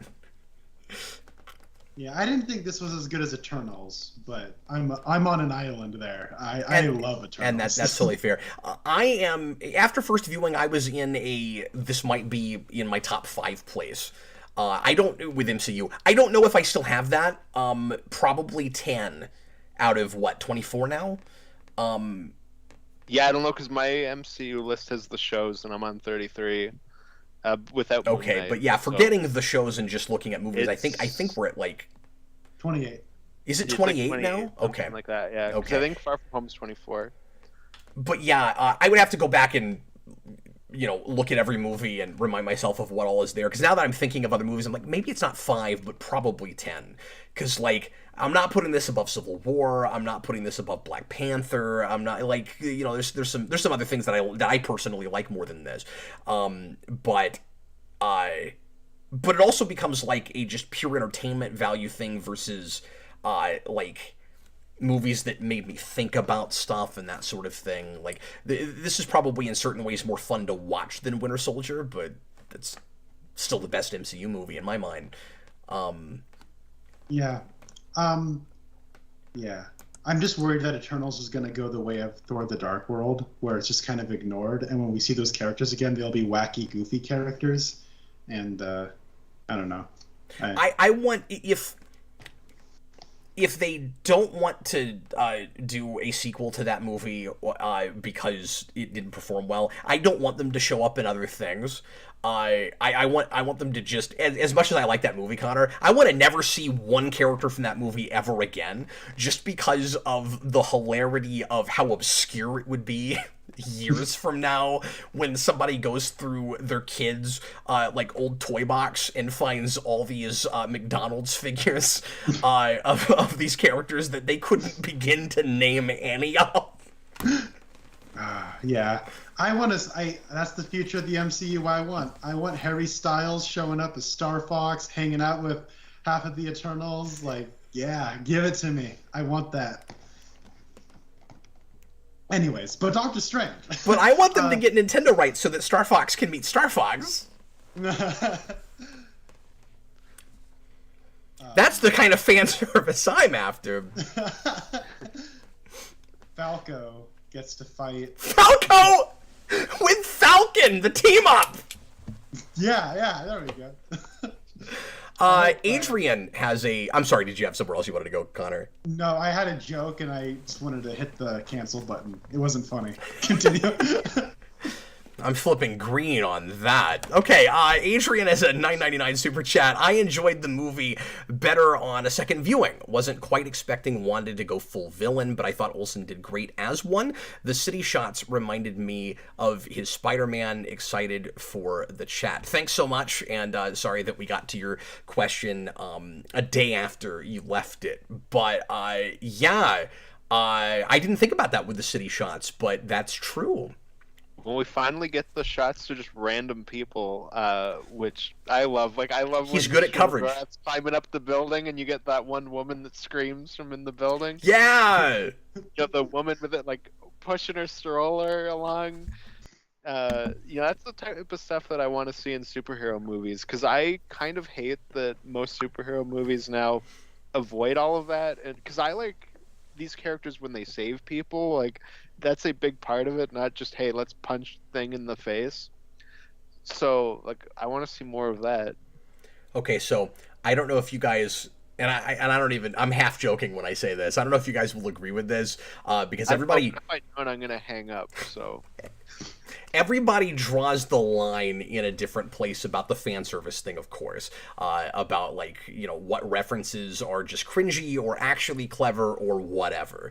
But you mentioned that, Austin, and I did not have this thought until just now, but I think I would have been okay with some guy standing off in off the street when America Chavez walks up with the pizza bowl and says she stole that guy's pizza bowl. I think I would have been okay with that. Sam Raimi must just think pizza is funny, especially when pizza is funny. Well, it's always. But Austin, it is kind of right there. It is pretty crazy that she steals a pizza bowl in a Sam Raimi movie when he had the infamous guy on the roof. He stole that guy's pizzas. They should have just had, like, all of those, like, him and Mr. Aziz and, like, all those characters just, like, together there. There really wasn't enough Dr. Pepper in this movie, that's for sure. I was just thinking, like, if they did He Stole That Guy's Pizzas and Mr. Aziz and all that in, like, the Spider-Man movie, it would have really bothered me. But if Sam Raimi did it, it wouldn't have bothered me. Well, that's what I'm saying, is that then it's... weird when you reference yourself, right? Well, yeah, it's different. And you wouldn't want too many of those, of course. But if you had the one, like... Especially just because the situation is just right there. But no, I wouldn't have liked it in that movie. I guess you're right. I guess you kind of earn it a little bit more when you're referencing your own material. Because we're talking about a lot of references that he's making to his own movies, and we're not like, oh, of course you did that. You're rolling our eyes at it. Like, okay, you know what? Okay, rewriting this Bruce Campbell's cameo. So she's like, "Hey, I got this pizza," and then you hear, "Hey, she stole that guy's pizza," and then Bruce Campbell turns around and he's like, "What did you say?" And then he whips his chainsaw out from under his thing. No, Bruce Campbell. You reveal that was like a reshoot. So he's got. And he does it in the movie, but let's rewrite it. He's got a big shirt, and he opens it up after that, and he's got a bunch of arms that have pizza cutters on the end of it, and he's like, "You listen to me now!" I like Carl Maxey's comment. You mess with America Chavez, you mess with New York. You mess with all of us! Speaking of Carl, he's got a $5 super chat here. Wanda has the best arc in the MCU. The way she crawled out of the mirror like the Ring Girl, that was awesome. I love that. And chasing people like The Shining, this movie is fantastic. I'm not going to give you best arc in the MCU, though I like it better than I think Connor does. But getting us to where I wanted it is too clunky for me to say that. And I think that Tony Stark's emotional arc going all the way through, regardless of things I don't care about in Endgame, is just kind of perfect and tracks all the way through really, really impressively. I don't know that I've ever seen that done that well over that many projects, so I can't put anything over that, but... Another Sam Raimi reference, like with the whole when she does that. Yeah. I love that they just do the shot from Evil Dead where Ash reaches for the mirror and it's water and it like goes through. I love that they did that. That's awesome. And then when she's like going around to the reflections, like pulling people in, like there are sections where she is different horror creatures and it's so awesome. I didn't even realize that she was different creatures. Well, no, what I mean by that is, like, different kind of archetypes. Oh, like, I see what you're saying. There's a part where she chases them and she's like a slasher villain. Okay, good point, yeah. She's doing, like, the Shining limb. That's another place where Doctor Strange just says a thing that sounds absurd and preposterous out of context, but you don't even think about it the same, where it's like, oh, she's using the reflections. Wait, she's what? Like, that's... What? But we don't have to call attention to it. That is the one scene, though, where America is made into a completely dumb, stupid person, and I don't understand that. Did you guys have that? Why did you stare into that puddle that long? What was she doing? Thing if she was like covering the puddle. Yeah. It's like she wasn't thinking about the gong, and then you see her come out from behind and. That would have made her... Yeah, right. I had the same thought. That's really good, but she looks down for no reason. Like, there's no motivation whatsoever. She just goes, oh, oops, now I'm being attacked. But no, you're right. It should have been like, I'm covering and I'm good. Look, oh, crap, there's another reflection. That's so obvious now that you say it, too. Wasn't it just she looks down for a second, there's a puddle there, there's an eye, and then she, like, jumps back? Like, no. That's when she notices it takes way too long, though. Because I thought that's what she does after. Like, she's like, oh my god, and then, like, pushes her hand through it. No, that's after Doctor Strange has said she's using the reflections, and they're covering reflections, and she just looks down into one for, like, 5 seconds. For no reason. Oh, I thought it was... You're covering reflections! Why would you look into one? Well, it's like there's 2 puddles. One is right next to the other, and she covers one, yeah. And then she stops, and then she looks over and just... Yeah, it's almost like she was mesmerized by it. You know, like she was looking into a Gorgon or something. Like, why are you doing that? Yeah, I thought it was more like she just looks down and is like, whoa. No, when you watch it again, watch for it because the way it plays, we're talking about this too long. It's not a big problem, but it jumped out at me. And Jason too. He looked at me by the way, Jason went with me twice. He liked the movie so much, and in that moment, even the first time around, he just looked at me and he was like, "Why would she just stand there?" I think it's that difficult balancing act of communicating a thing to an audience and making it make sense. I think they slowed down the performance intentionally so that we would know what was happening, and that's the mistake of it. Like, it should have just been what Austin says. She looks down and it comes up, but that's not what it was. It took too long. Yeah, I will say, like, the first time when Wanda shows up and she's just, like, blowing stuff up, I was like, oh, this is kind of boring. And then they do this, then they start doing the reflection stuff, and I'm like, okay. Well, this is cool. Connor, we haven't talked about this. You know what it is, right? It's and both times we did it. This is Dark Phoenix done a lot better. Oh my God, it is. Yeah, it's really just Dark is. Phoenix again, but now she's got an interesting motivation, and yeah, there's still a little bit of that possession thing because of the Darkhold, but at least it's not like an alternate persona that's been buried in her and all of that. Like, no, it's Dark Phoenix again, and you know, and she's red, and like a lot of the iconography is really similar even to Dark Phoenix. And also, embrace your power. Yeah. Powers happen. The end. Yeah, no, it's very like similar. Disintegrating Doctor Strange at the end, like Wolverine's being disintegrated. Now that you've said that, I gotta talk about Patrick Stewart's death because this is hilarious. First of all, the Illuminati is mostly made up of, in some way or another, Marvel Project rejects or characters that we've kind of put to bed already. So with the exception of Captain Marvel, of course, you could have renamed that team to the Expendables. You have... So with Captain Carter, she's the least egregious of this, of course, and part of that's people liked her in What If as a Captain America character. But you have a character from a 2-season TV show that got canceled, and then you have a character with Black Bolt from a 1-season episode of television that nobody liked that got canceled, and then. You said 2-season? I thought you were talking about Black Bolt, and I was like, wait a minute. No, I'm talking about Captain Carter. That's the least egregious of it. Okay, yeah. And if that show had only had the 1 season, it would have felt like a mini-series, and it wouldn't have felt like a cancellation, but it got 2, and it seemed like they wanted to keep going, but then it got canceled. And then you have...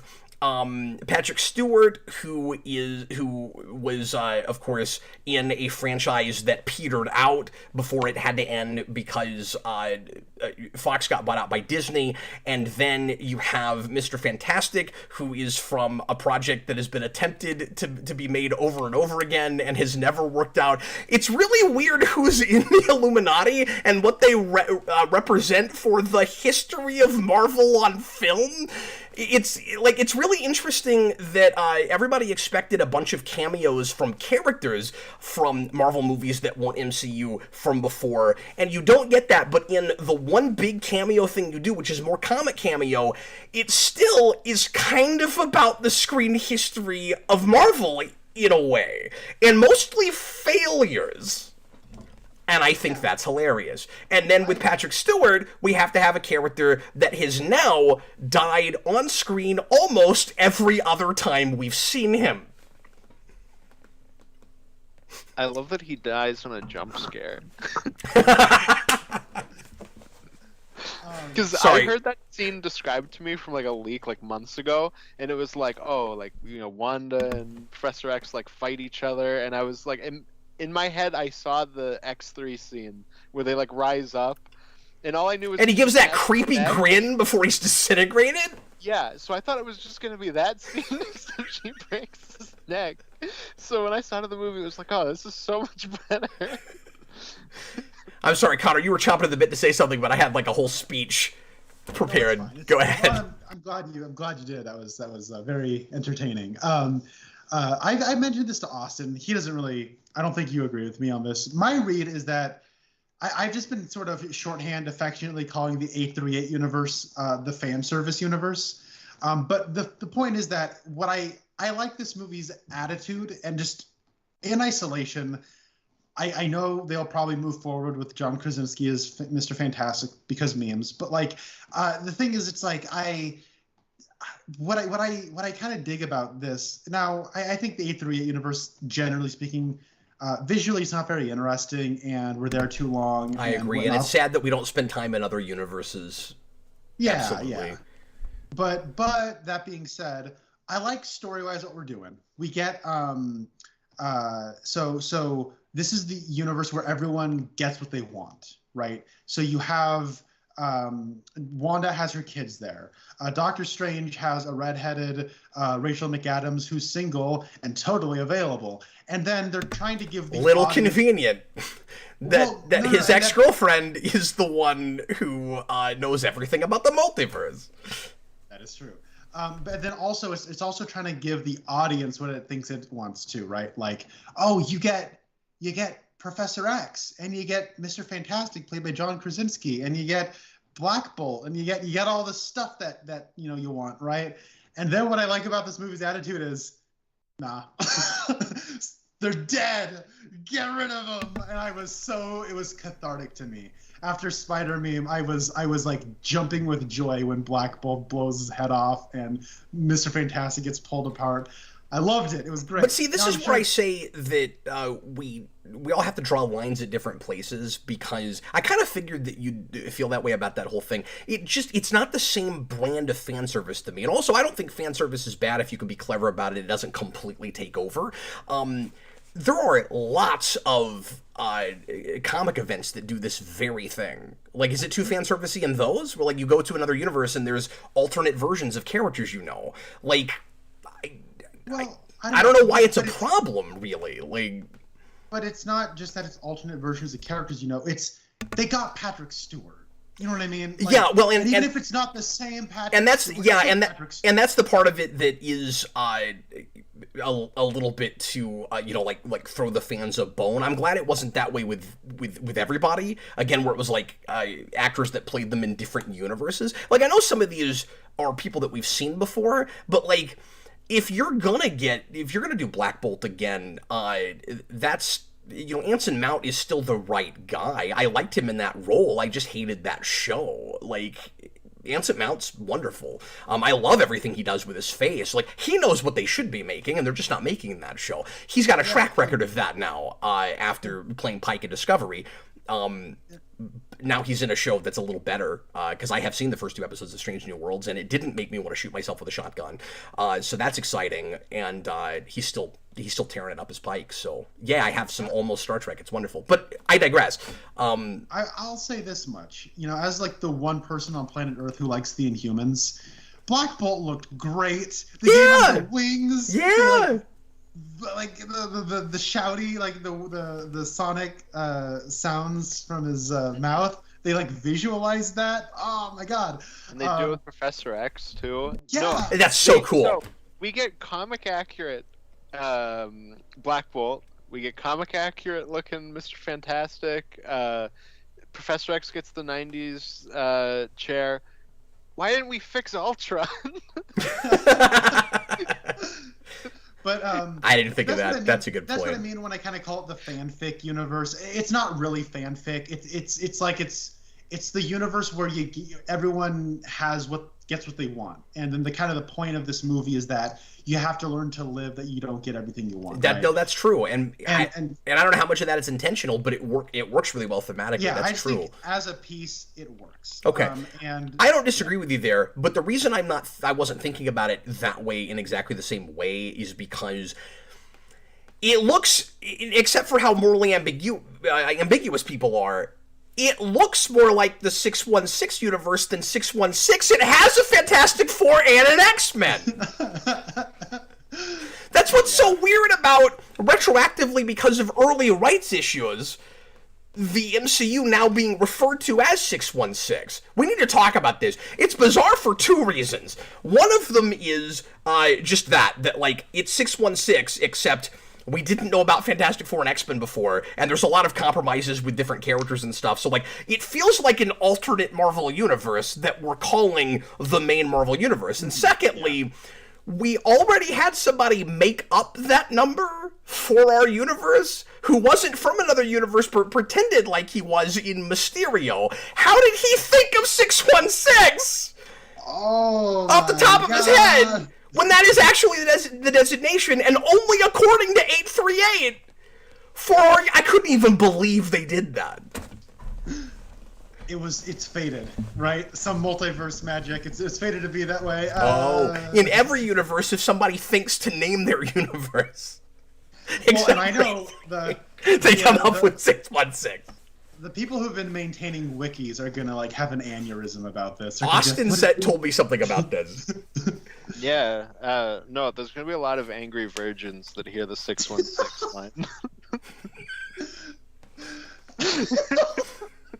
Okay, so the fandom had, in case you don't know, folks, the fandom had already named the MCU universe given it its own number in the regular Marvel comic, which is weird because it's a screen thing.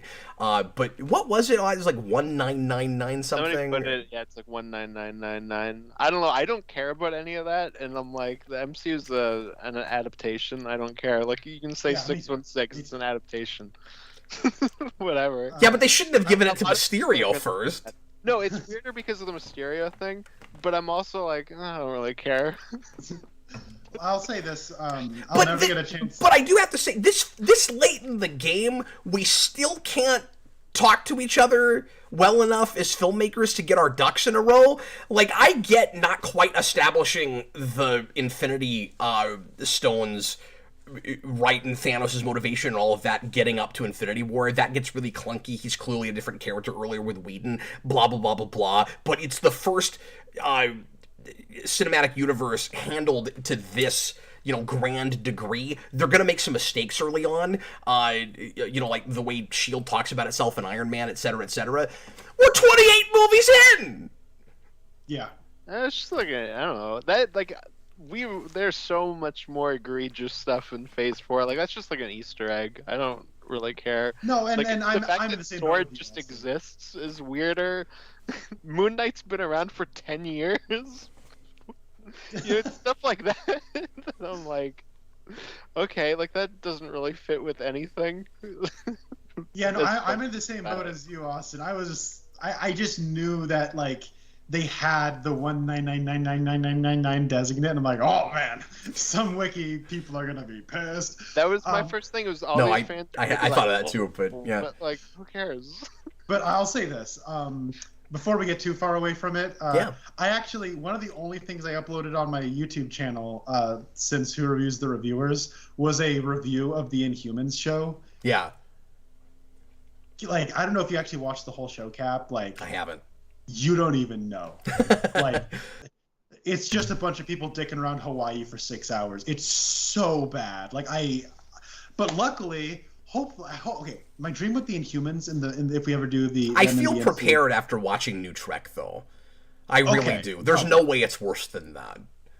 You know what? Maybe I saw my clip of that show today, and it blew my mind. Maybe it eclipses Iron Fist, but I don't think anything can eclipse Picard Season 2. I don't think it's possible.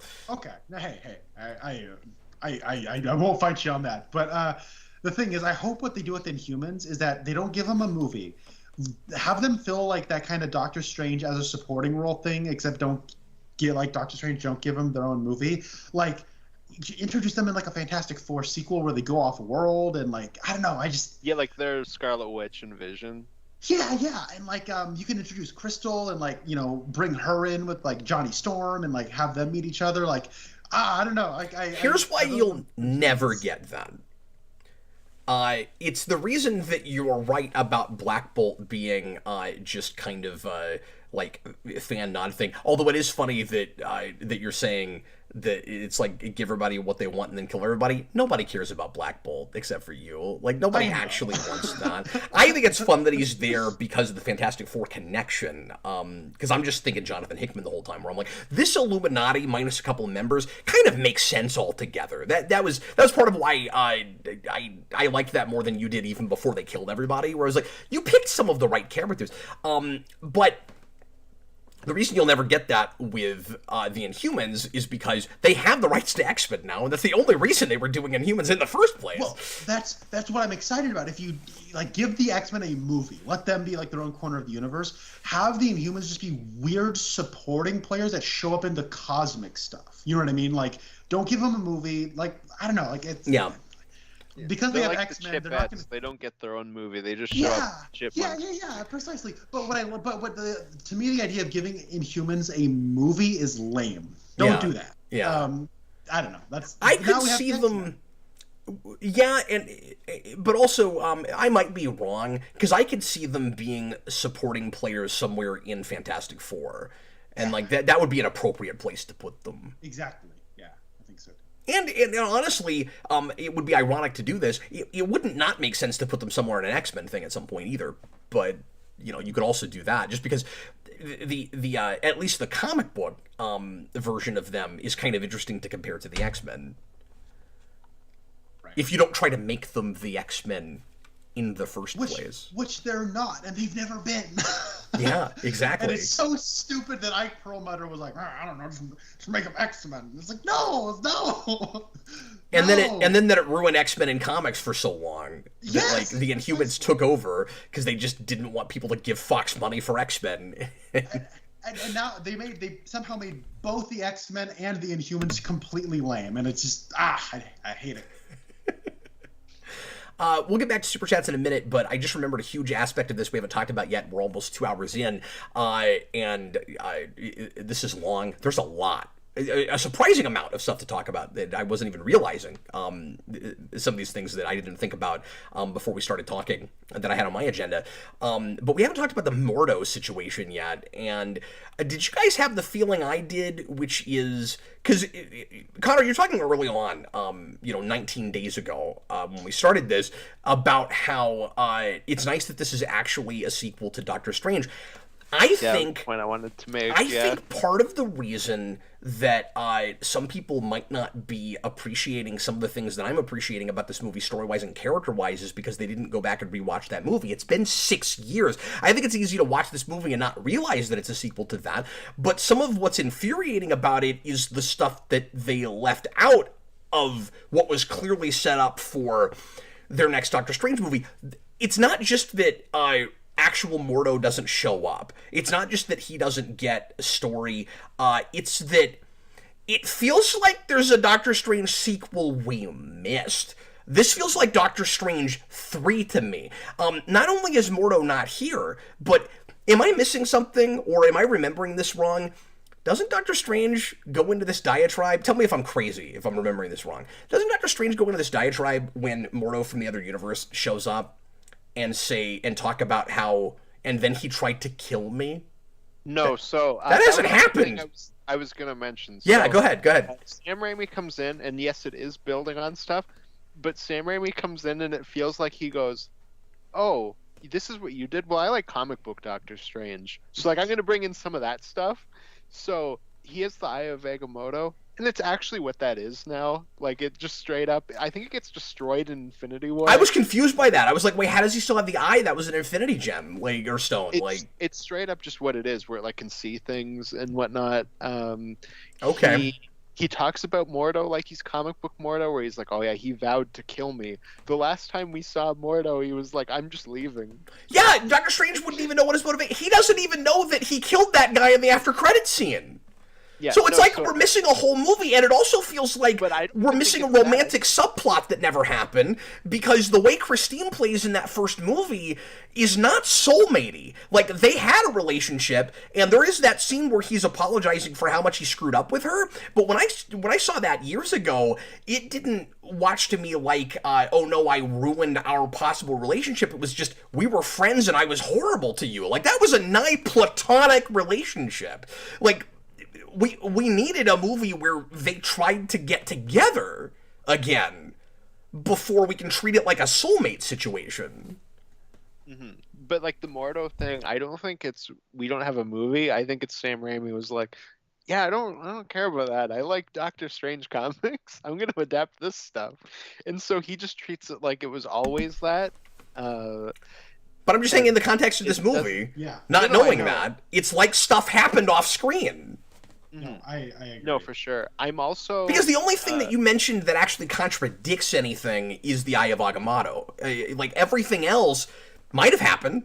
We just didn't see any of it. It's been 6 years. I mean, it's so weird how much has happened with Doctor Strange since the last time he had a movie.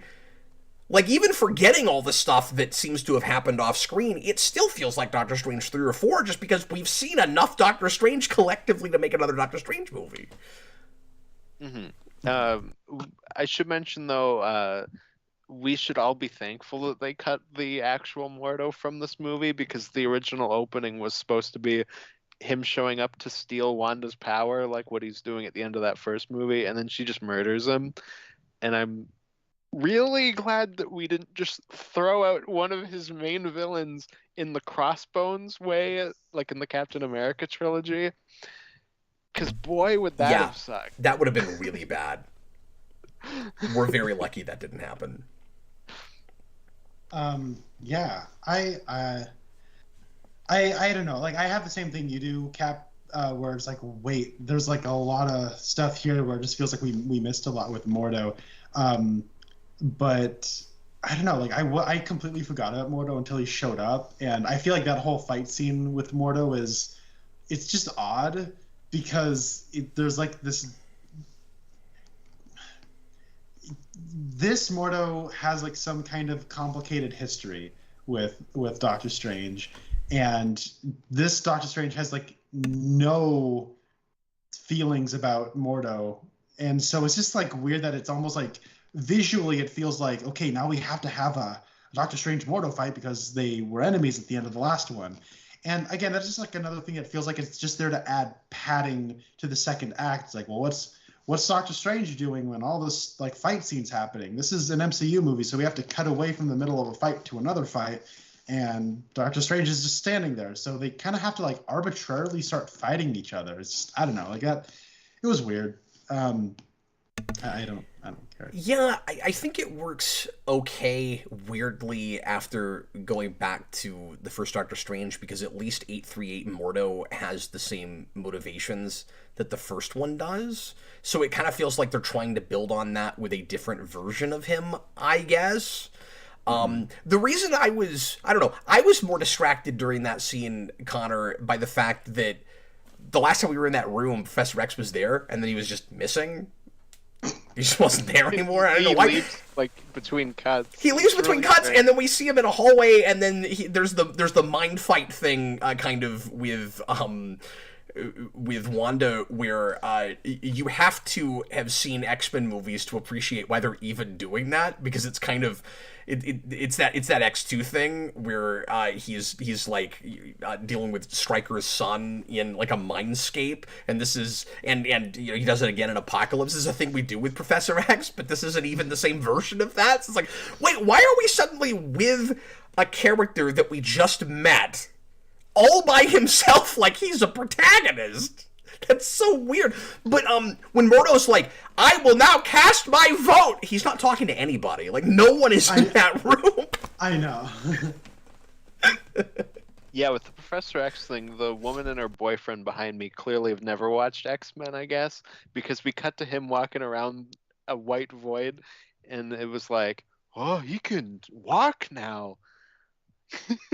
I think that's maybe a mind or something, like her subconscious.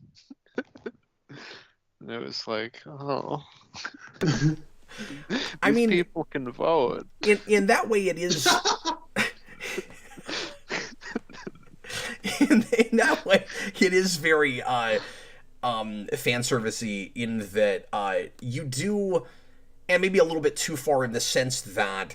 And I don't know, after this many years of Marvel movies and MCU and stuff, you have to accept some of this, but like, if you've never seen a Fantastic Four or an X-Men movie, you're just not gonna know why these people have powers, or maybe even what their powers are. Like, we barely see Reed Richards stretch before he turns into string cheese. Like, it barely happens. If you don't know what his power set is, you don't know why that's happening. That reminds me, this was a rant I wanted to have, like, all day. I was like, when we get to the show, I'm having this rant. This culture of reacting in the theater needs to die.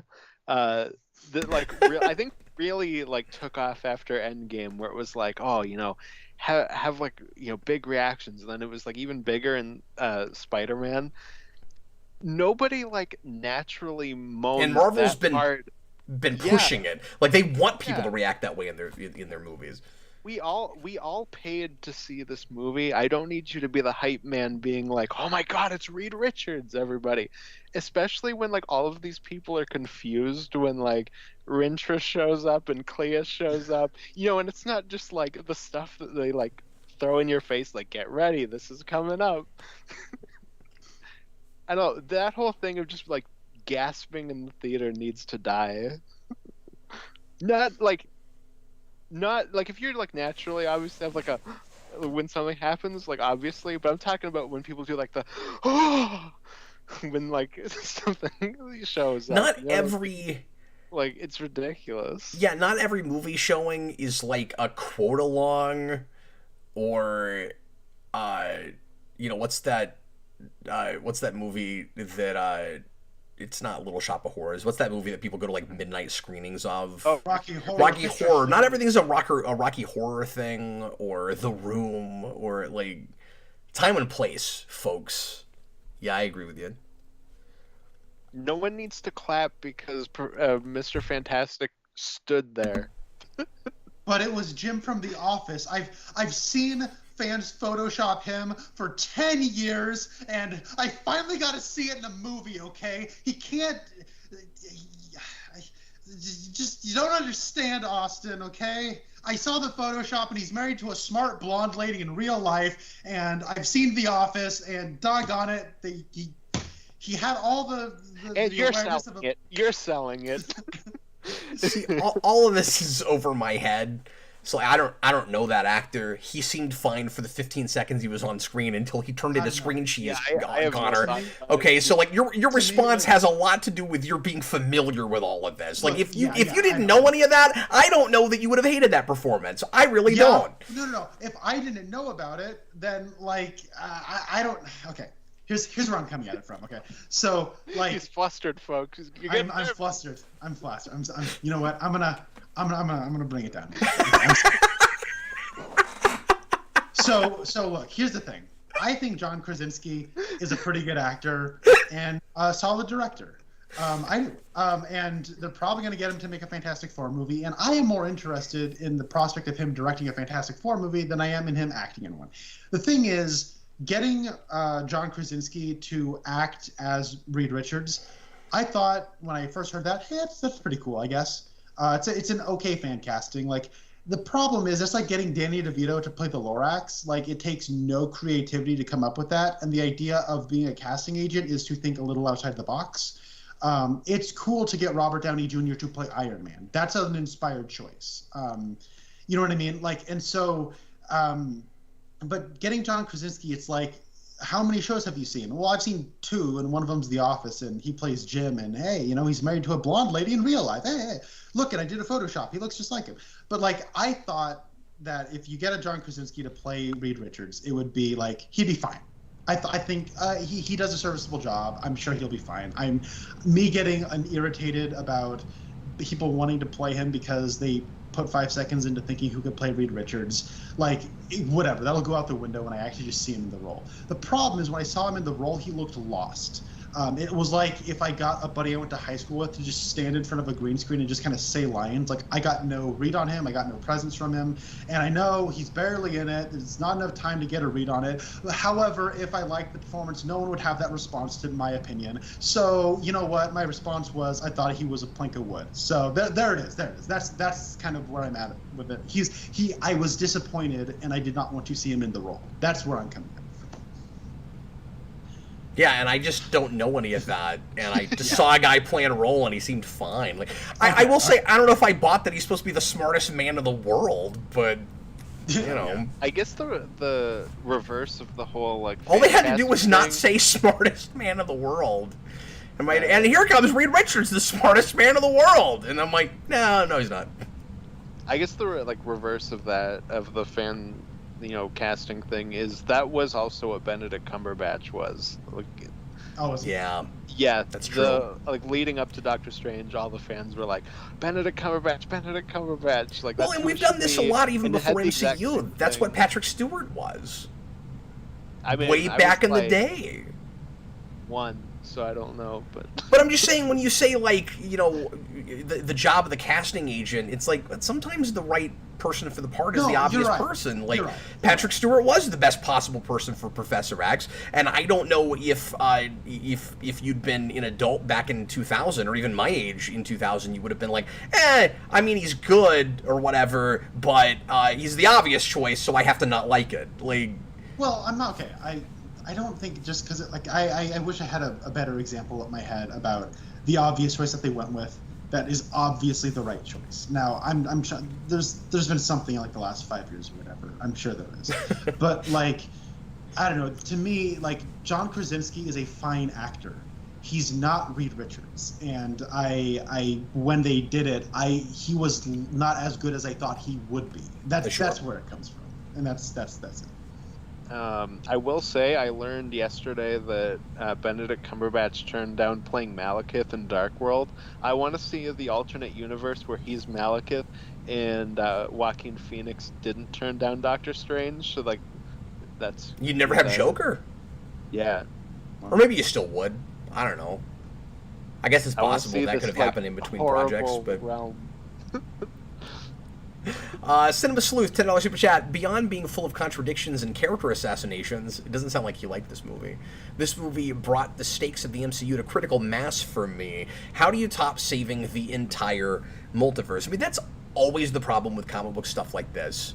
The comics obviously get into this place too, where like you get bigger and bigger and bigger to the point of ridiculous. So I mean, eventually we were gonna get there. It's maybe lucky it only took it took as many as 28 movies, honestly. But also, I guess the entire multiverse was sort of at stake.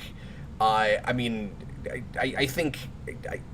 I don't think every universe could have been destroyed by what's going on here. I think we would have lost a few, and if we lose, it's just Wanda going to a universe and living with her boys. The end. I don't actually think it would have torn down the entire multiverse. No, although you did have that incursion thing, small story type thing. Yeah, I guess it's kind of funny. Like, it's huge in that we're talking about entire dimensions, but in the grand calculus of the multiverse, as it were, it's actually kind of smaller, which is funny because it's only about a couple of multiverses. Austin looks bored. We better move on. Josh, $5 super chat. I think Doctor Strange 2 is really cool, but I wish Sonic the Hedgehog was part of the Illuminati. Oh my god, if I saw his little head pop in this movie, I that would have made my year. If he was like, oh no. It is kind of weird. I guess he's saying that because of portals. It is kind of weird that we just saw Sonic the Hedgehog and another multiverse thing. And frankly, like, obviously now suddenly we're hypersensitive to multiverse because it's happening in MCU and DC is about to do things with it. If Flash ever comes out, I saw an article the other day. I don't want to get into that whole thing with that actor, but I saw an article the other day that was talking about him and all the legal trouble he's been in. And then the end of the article was, and Flash races into theaters March whatever 2023, and I'm like, I get that you're doing like a cute thing because it's about a guy that runs fast, but you cannot say races into the theater about a movie that's been put off for at least a year. You can't say that. It keeps getting pushed back. Coming out over 5 years after it was originally supposed to come out. Yeah, races into theaters. This is a tortoise and the hare situation. The Flash is the tortoise. Like, no. But anyway, I guess he's just saying that because the Sonic has portals in it, and all he has to do is pull out a ring, and hilariously, actually, Doctor Strange also has to pull out a ring, a sling ring, and then he has to do this, but it's still called a ring. Sonic's like the Lord of the Rings. Checkers, $5 for chat. The movie was really fun, but not enough cameos and Easter eggs. 0 out of 10 disliked, unsubscribed. I think he was being facetious. Oh, hilariously, he just brought up, a few years ago, he brought 6 hours ago. Right, in another super chat. Thanks, Checkers. Appreciate you, buddy. If the MCU used this movie to, in-universe, recast Ezra Miller's Flash, Would DC sue for copyright infringement or send Disney a thank you card? I appreciate the super chat, but I just said I don't want to talk about the man and his legal problems. I won't talk about it. Oh wait, hold on. Let me read this last comment. I didn't realize that was about to come up, but also I have to read the super chats. He was kind enough to super chat. I thought you meant it was just like no, it's a super chat. He also said this, and it was bizarre that the very next super chat was about what we were talking about. I couldn't believe it. It's so contrived. I don't even buy the writing in this spoiler cast. I don't buy it. The writing is terrible in the spoiler cast. Yeah, you should rework it, Cap. Disney would definitely get a thank you card. Eiley in $5 super chat. Maybe the sling ring is to prevent incursions. That's interesting. If indeed the idea is to be able to move between dimensions in the multiverse, but I'm not convinced they have that ability, even though the Ancient One says that. No, I think it's just they changed what they meant. Like they were like, this is the multiverse, and then they were like, okay, but we're gonna do this instead. So it just kind of doesn't fit. So I gotta thank Batman Rocks. He put in a $50 super chat, and I'm sorry it took us this long to get to it, but thanks so much, and we'll spend a little bit of time on it. I didn't like not exploring the philosophical differences with the way Strange, Wanda, and Mordo use their powers. Wanda distorting reality to resolve her pain. Mordo is all about natural order, Strange in between. Also, we should have had 616 Mordo, and we did talk about that a little bit earlier. I agree that thematically all that stuff could have been explored more.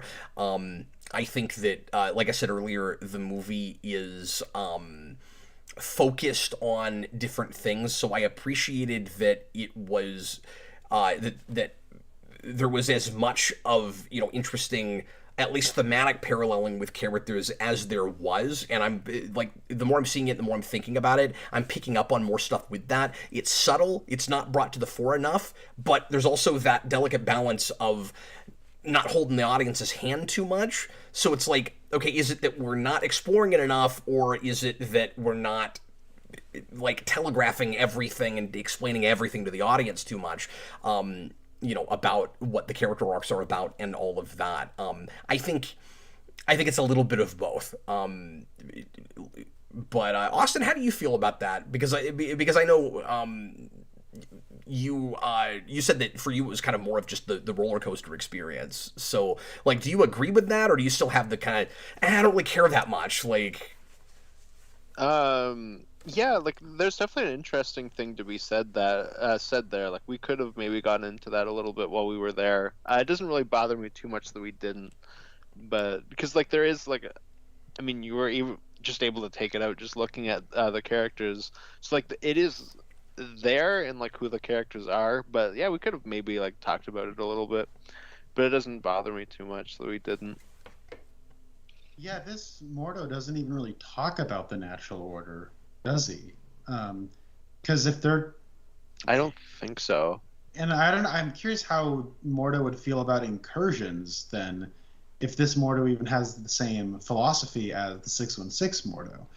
I actually did not even think about Wanda, distorting reality as a means of, kind of in that thematic parallel between the characters.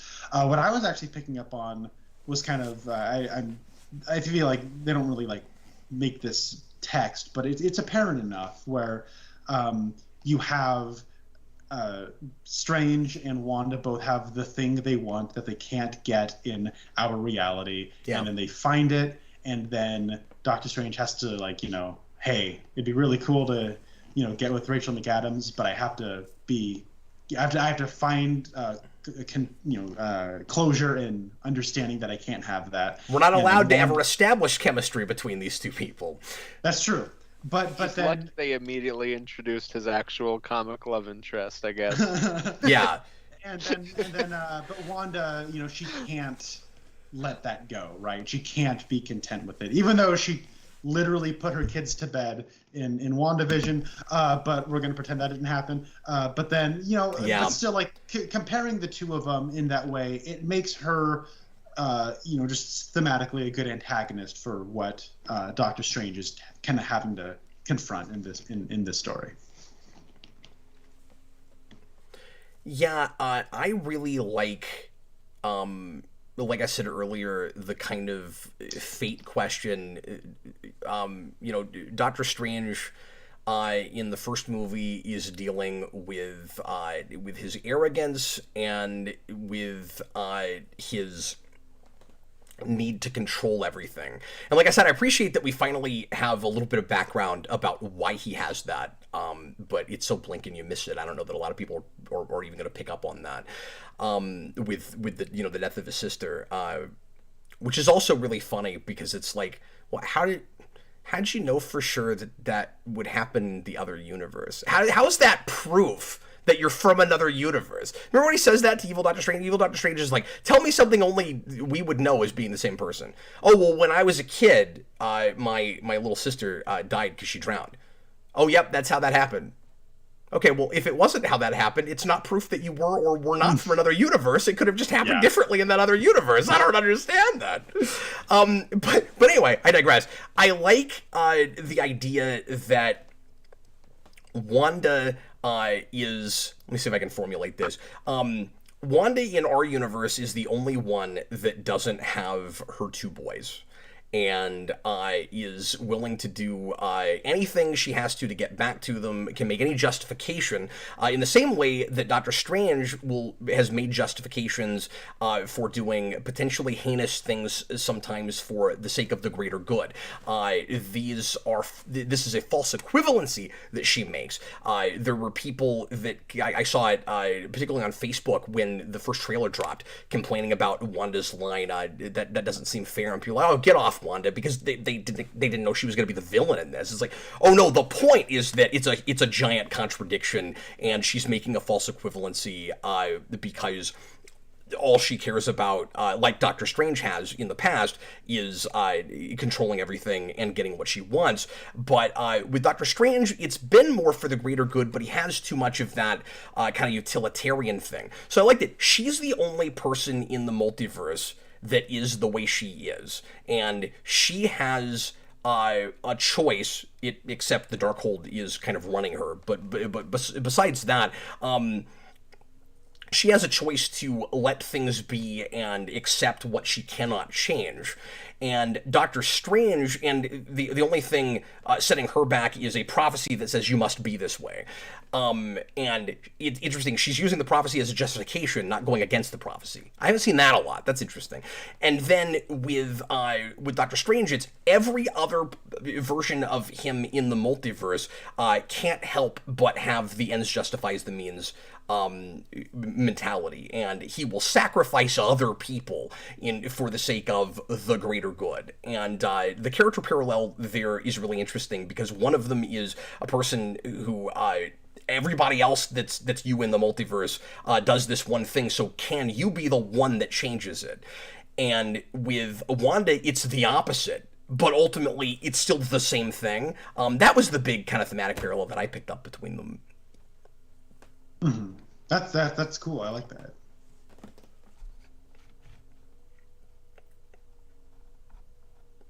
Thanks so much for that super chat. Really appreciate it. Okay, so now we're going to get to a few more, and I just want to make sure I'm not skipping any. I also wanted to talk for a second about the symbol of the watch. That's another thing that I think makes Doctor Strange, the first movie, kind of more interesting, is how that symbol plays, where it's cracked in that movie as Doctor Strange is trying to find himself. It's a symbol of I think kind of a few things. I'm still formulating this because I just thought of this today and trying to figure out what exactly the watch means. It works a little bit as it's evolving, like the arc reactor through the Iron Man movies, in symbolizing Tony Stark's heart or lack thereof. With the symbol of time, obviously Doctor Strange is able to manipulate time. So the symbol of the watch it symbolizes what Doctor Strange can control, or his perception of what he's able to control. And I think when it's cracked, at least looking at these two movies together, it's weird that we never see it again. I don't think we do. Maybe it comes up again. I can't remember. But in between those movies, I didn't remember The Watch until I went back to the first movie again. I was like, oh, that's right. That was a thing. But I think while it's cracked, the idea is that Doctor Strange still has some things to figure out in getting around that kind of utilitarian thing, that, you know, accepting what you can't control, that like you're trying to be a master of time, and the more you become the sorcerer master of time, the more you have to realize, you know, find your humility that you can't actually control everything, and at some point you're going to have to let some things go. And when he finally accepts that he is, in this movie, that he is... I'm trying to remember how... I'm trying to decide how exactly to put this. He starts to fix the watch when he finally makes the right choice to not just move on and let Christine be, because she's the one that gave him that watch, so that's part of it, but also just to not sacrifice Chavez. Like, he's repaired something within himself, and that's why the watch is able to be fixed now. I will at some point articulate this better, but there's definitely a lot going on with that watch, is all I'm saying. There's a better time theme than Amazing Spider-Man 2, is what you're saying. I didn't think of that, but yes, that's exactly what I'm saying. Okay, I think we might have been going on long enough now that I can't even get to some of the super chats above. I'm hoping I didn't miss any. The next one I see is from Smarty Pants Tutoring, but is there any before that that I'm not seeing? I don't know. It's weird that you can't like scroll up to the top of the chat, since you're like the master of that. Yeah. Did you get burned in, or is that not? No. Why don't later? Why don't you? It might be later. If you rewind on the video, you can see the chat from earlier. Yeah, I'll have to go find that because I'm looking at it from my dashboard. Mm-hmm. We've been at this 2.5 hours, so I apologize for getting less articulate. Okay, the earliest one I see is also Smarty Pants Tutoring, so we might be good there. Okay. $8 super chat. Hey Cap, I loved Multiverse of Madness in a way I haven't from an MCU film in a while. Same here. What MCU film would you like to see Sam Raimi direct next? I've thought a lot about this. I don't know. So before he signed on for this, was supposed to direct a new horror movie with the writers of Freddy vs. Jason. I think I'd probably like him to do whatever he was doing with that. I guess like just next. I guess I don't know. I'm just glad that he's directing things again. I hope he continues. But it sounds like this movie like really like reinvigorated him and why he loves directing. So that's from what he's talked about. That's exciting. I'm glad that it didn't have the opposite effect, because doing, you know, one of these tentpole Marvel things where sometimes like half the movie seems to be made before you even sign on, that could have happened. Well, and from like the list of reshoot stuff that I've seen, it sounds like a lot of the most creative action stuff was reshoots, like the climax stuff and the music fight scene. Yeah. So I don't know if that's a result of, oh, I'm gonna do it this way instead of your template stuff. I bet it was. Yeah, and he had the luxury of more time than he should have had to make it. Mm-hmm. Yeah, because I think that's ultimately probably why the reshoots were as long as they were, is that there were a lot of like more complex action stuff. Senior Nerd, $5 super chat. Did you guys catch the mini 90s X-Men notes when Illuminati Xavier appeared? Of course. Also, Golden Hover Chair for Life. It was cool to finally get to see that. That was fan service that I didn't mind, and the 90s theme was there for no good reason. Like it's just it was cool to me just because I've been wanting that in a movie for a million years and finally showed up in something, and it was more subtle than it might have been. If you didn't know what it was, it didn't really matter. It was just there's this theme that plays when he writes in, and it could have been bombastic, and it could have gone on too long. So I'm glad that it wasn't more in your face than it was. But really the only reason it's there is to accompany the yellow chair. It's like, oh, we used the chair he had in that show. So the first time I saw it, I had this moment where I was like, cool, finally, the X2 theme is back. And I was like, wait a minute, this time it's not the X2 theme. I will, like, piggyback off that, because that's, like, yeah, it's all right, that's cool. This is, like, I think one of the best Elfman scores in, like, a long time. I agree. And I've been listening to it while reading Doctor Strange, and I think it's pretty cool. And the first movie is a very bland one. Sorry, go ahead. I just wanted to quickly say, Cap, you didn't really answer the last one. They asked like what MCU movie you'd like to see. I guess I didn't actually weigh in on that. Really, anything kind of horror related. I'm surprised that Austin didn't give his patented answer, because I think he would make a great Man-Thing movie. But well, it's because there's talks that he's getting a Halloween special on Disney Plus, so I'm already to the point where I'm like, I don't want to see Man-Thing in the MCU. Please keep your hands off of him. So a lot of people are, after this movie, are probably thinking, like, what properties would be cool to see Sam Raimi keep doing his, like, patented old-school Sam Raimi thing. I think he can be a more versatile director than that. I don't necessarily need to see him, like, every movie he makes has got to have, like, a zombie at the end. We got to keep going to, like, his Evil Dead and stuff, because I think the directing in the Spider-Man movies is great, and that's the way he makes those movies, with the exception, somewhat ironically, of occasionally forcing in his old school Sam Raimi stuff. Is not the problem with those. I mean, I really like his directing. But something, in a maybe darker horror vein that doesn't necessarily mean, like, crazy monsters and, his like, wild camera moves and stuff, I would like to see him take on Blade. I don't know who got that job or if that's been announced, because I know that movie is in kind of pre-production. But I think he'd be great for that. Yeah, he's a better fit than the director they picked, who I think has made like one movie it's like a musician movie. Oh, okay, interesting. It's just kind of one of their, like, pick an indie person and slap them on big project. Yeah, any of that stuff would be cool. I must have missed that he said MCU. I think Ghost Rider could be cool. Oh, sure, yeah. I would have said Moon Knight. I don't care about that anymore. But if he got to make a Moon Knight movie from the get-go, I think that could have been really cool.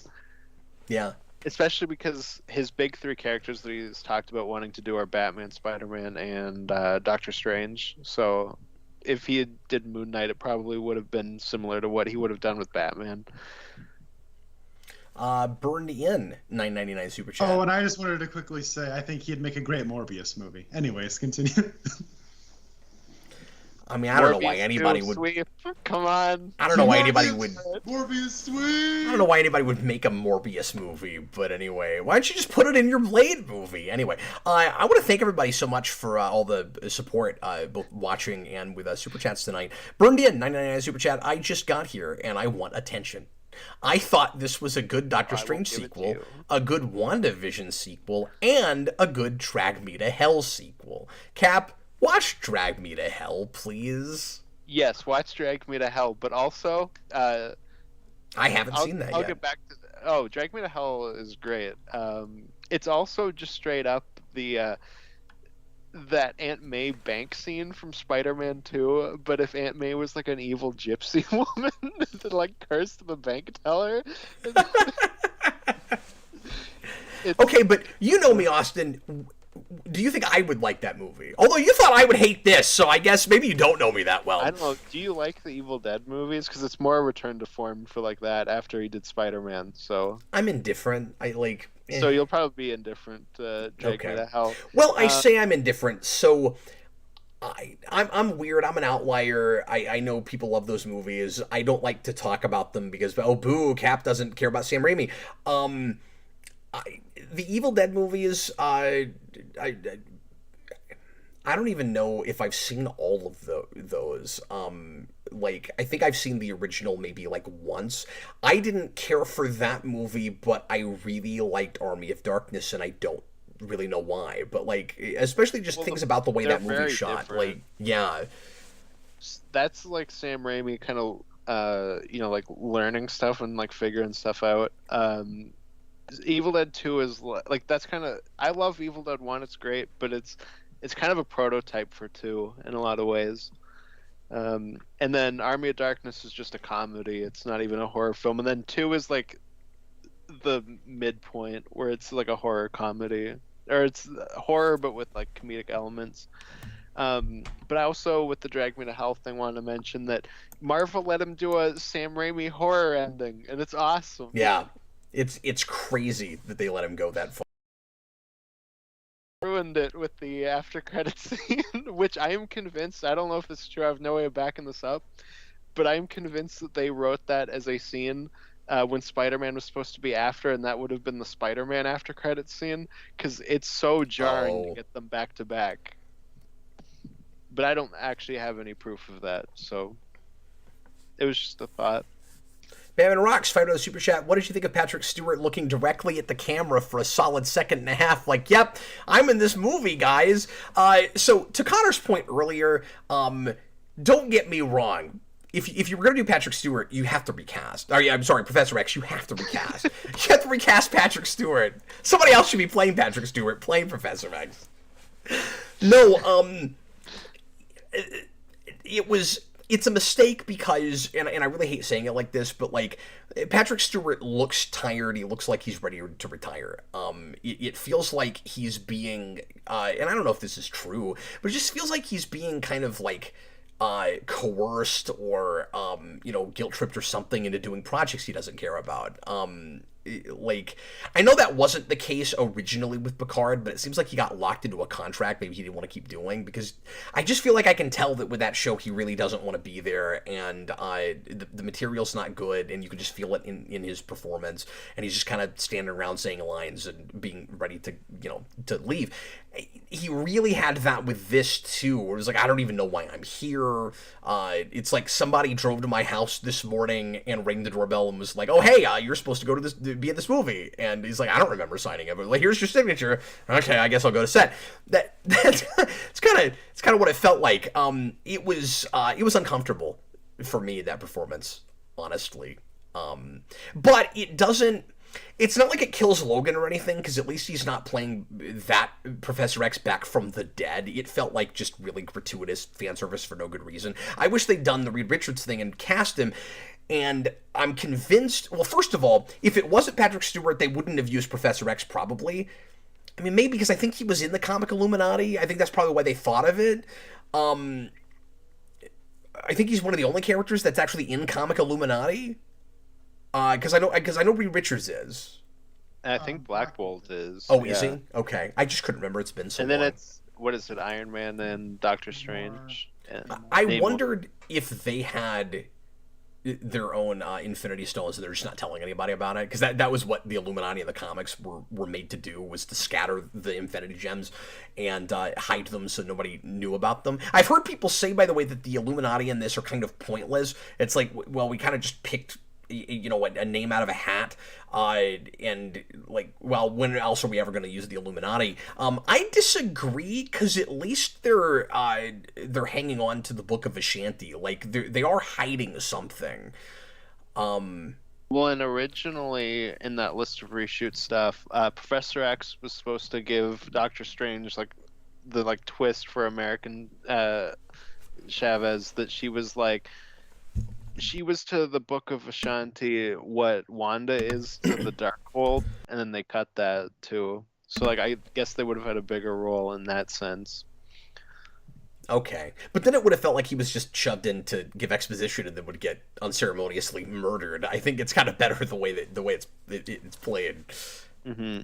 I do kind of like the Illuminati thing in that it does feel comic booky in that you like go into a new like realm or whatever, and you like immediately get like arrested and thrown into the thing. Like I was thinking about that Silver Surfer part of, or no, it's not part of the like Thanos quest, but it's like right before it where he gets locked up in this like cube city thing. Edgar Gonzalez says, "Get Tom Hardy for Professor X, like Nemesis." Oh my god! Can you guys imagine? He's like, "Gene, you're more powerful than you could possibly imagine. You just gotta control your powers." He'd be so good. It'd That's be like, one way of saying like it. Capone, he'd be like, Well,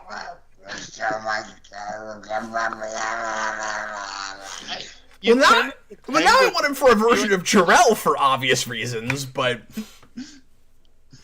You turned into Penguin when he's spewing the black goo. Logan, just so tired. You can do it. and then we have to come up with some sort of excuse for Professor X to wear a thing on his face most of the time.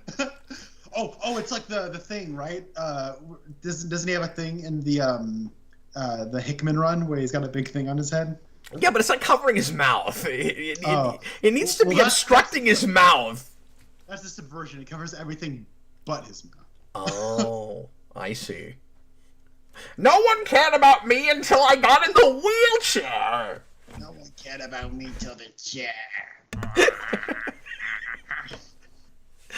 Okay, moving right along. Robert Wild, $2 super chat. I hope Raimi directs Doctor Strange 3. Do you agree? Well, yeah, I mean, after this, Yeah, I had a moment where I was like, I got the exact thing that I wanted. If he doesn't come back, that's cool.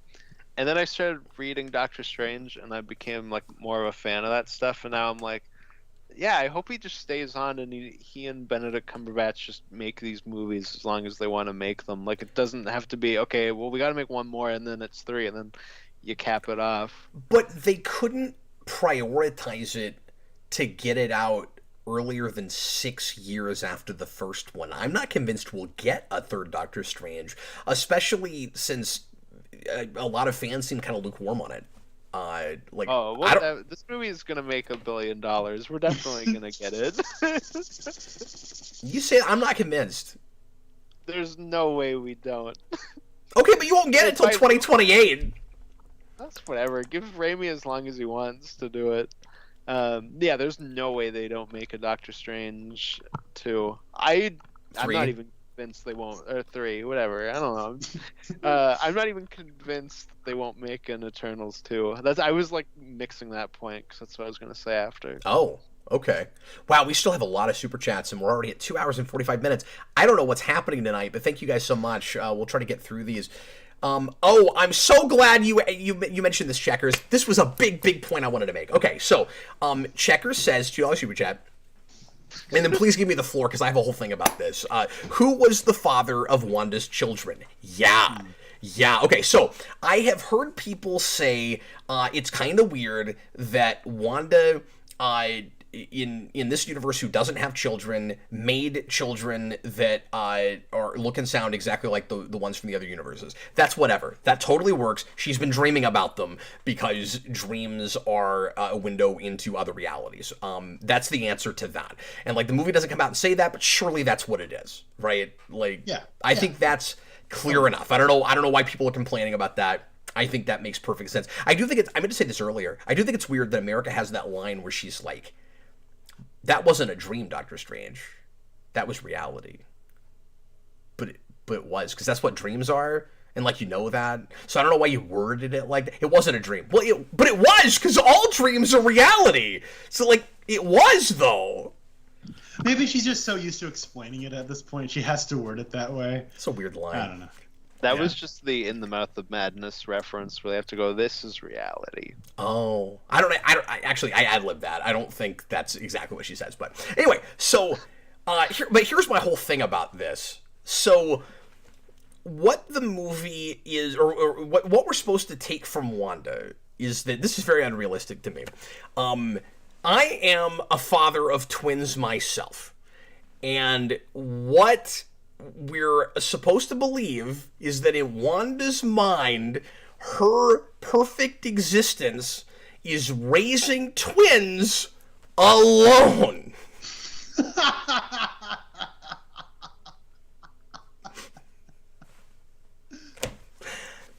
I wouldn't wish that on anybody. Like, look, I totally get that she like, you know, created them and she loves them and all she's seeing is her and the twins, but I want to know what the actual domestic situation is there. Like, who was the husband? What happened to him? Why does she seem to be living alone with them? Maybe he's around and we just never see him, but it really watches like she's raising twins all by herself. And, like, it's this perfect existence. And maybe the idea is supposed to be, yeah, everybody has problems, but you're not thinking about that because you're just this tunnel vision with how much you love your children. I'm being a little facetious in complaining about that. It did watch as a little strange to me, where it seemed like it was supposed to be this perfect life, but she's alone. And I'm not saying that nobody can raise kids alone and be happy. I'm not saying that. It's just, it's not the ideal situation, right? Like... Yeah, it's definitely weird that we never addressed that. And she does bring up Vision too earlier in the movie, so that was like kind of a thing I had. One thing that because her perfect existence would be the sitcom, raising them with Vision. It wasn't just the kids. Yeah, no, absolutely.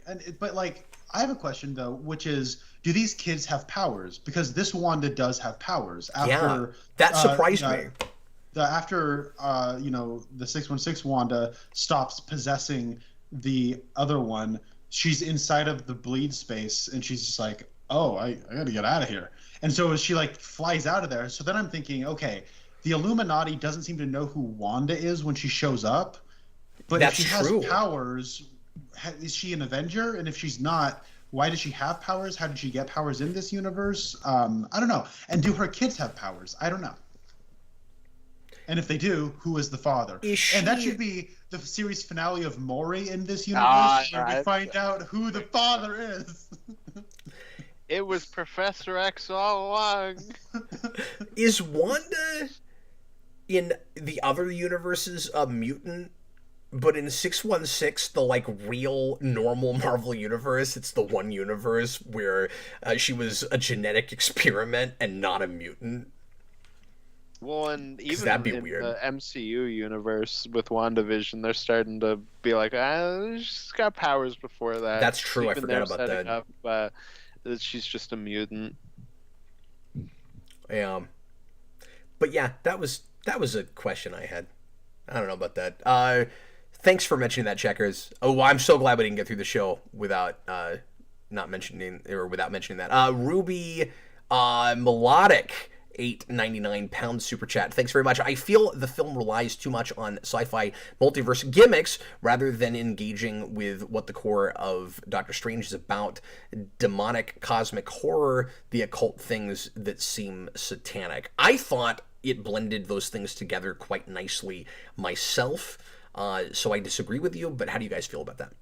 One, I think Doctor Strange has like a balance of sci-fi with that stuff, like just in the terms of like going from like different realms and whatnot. Like again, we're hypersensitive to the multiverse thing taking over right now as a gimmick. It's important to remember that was always a big Doctor Strange thing. Mm-hmm. Well, and I'm honestly impressed. Aren't there like pentagrams in the Darkhold and stuff? Like, I'm just glad we did some of that, because like the first movie does seem to be really shy about the occult stuff, and like he makes like a whole circle of like candles and Dream walks into a corpse. It's badass. It's awesome. I love it. When Wanda has like 4 atrocituses that like want to work for her, like just these giant demons. And we mentioned Cthulhu, the like demon that wrote the Darkhold. Like we're getting more into that stuff. Absolutely. And we start right away with demons. Like we're playing with alternate Earths, but we're also playing with demon dimensions. So I think it was a nice balance of those things. I agree. Mm-hmm. But I also totally understand. I'm not trying to dismiss your point. I totally understand if that's more what you were there for, and you didn't feel like it got enough. You're not alone. There's a lot of people saying that it wasn't, like we talked about at the beginning. I don't mean to go in circles, but that like Raimi didn't get to take his Raiminess far enough, and like I didn't feel that way. Austin, as a Raimi fan, didn't feel that way. Mm-hmm. So no, I was impressed with how far it went. I think it's interesting that this is a polarizing point. Checkers, another really great point, $2 super chat. Tom Holland dreamed he was Tobey Maguire, MCU canon. Yeah. Mm-hmm. You can tell this movie was mostly made before that came out.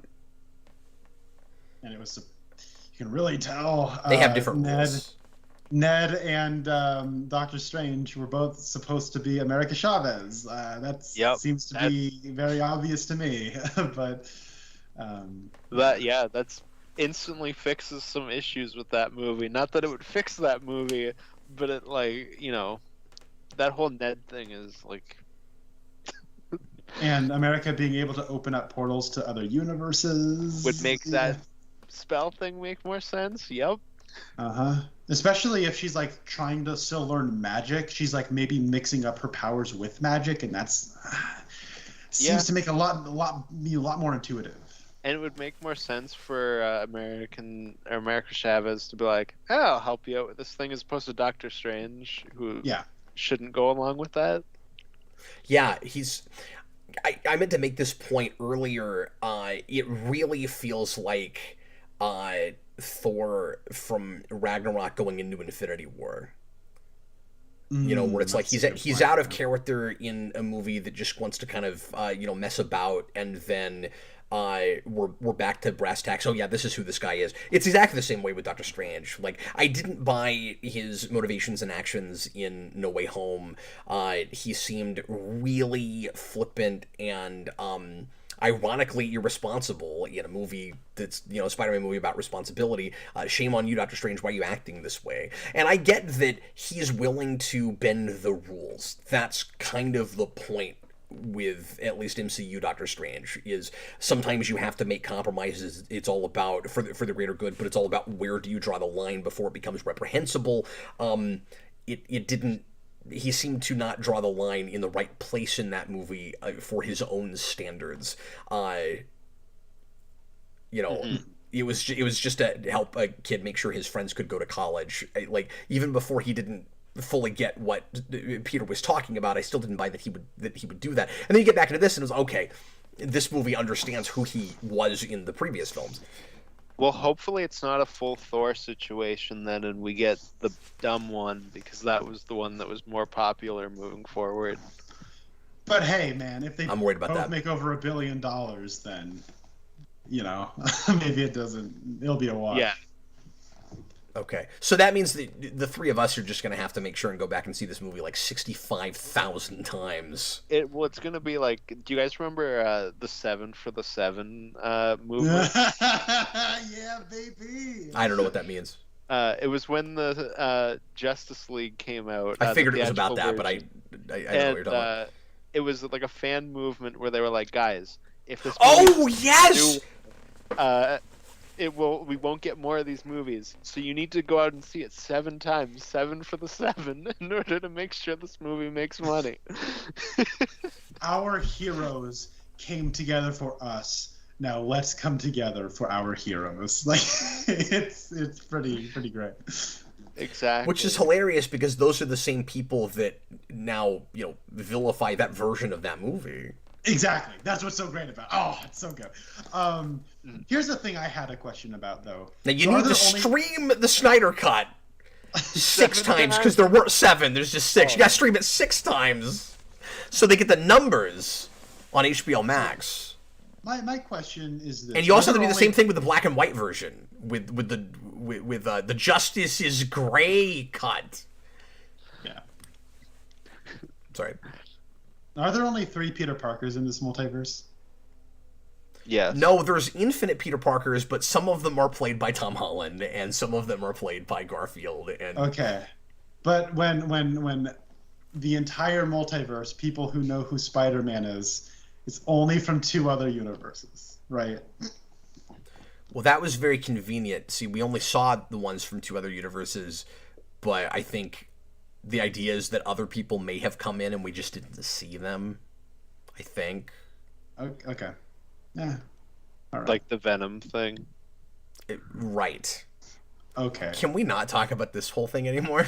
Okay. Let's talk about the Goop movie. Billy the Kid Lawrence, $5 super chat. I don't understand the hate for this movie. Same here. I loved it. It was like Evil Dead 2 and Doctor Strange had a baby. Hashtag that's so Raimi. I need Raimi for more MCU. Well, I think you might have hit it, though, that this tonally might not be a thing for everybody. That's one of the things I liked about it. I can really be won over by just, especially if in the same continuity I've been seeing a lot of this is not a creator's vision, this feels like a thing that's more by committee. Even if it's not my thing, it suddenly feels more like what I want, and so it's a lot easier for me to, go in and having good time with it. Like, Raimi is not my favorite director. The kinds of movies he generally makes are not my thing. But this was really refreshing to me just because he wanted to make a horror film and he was allowed to.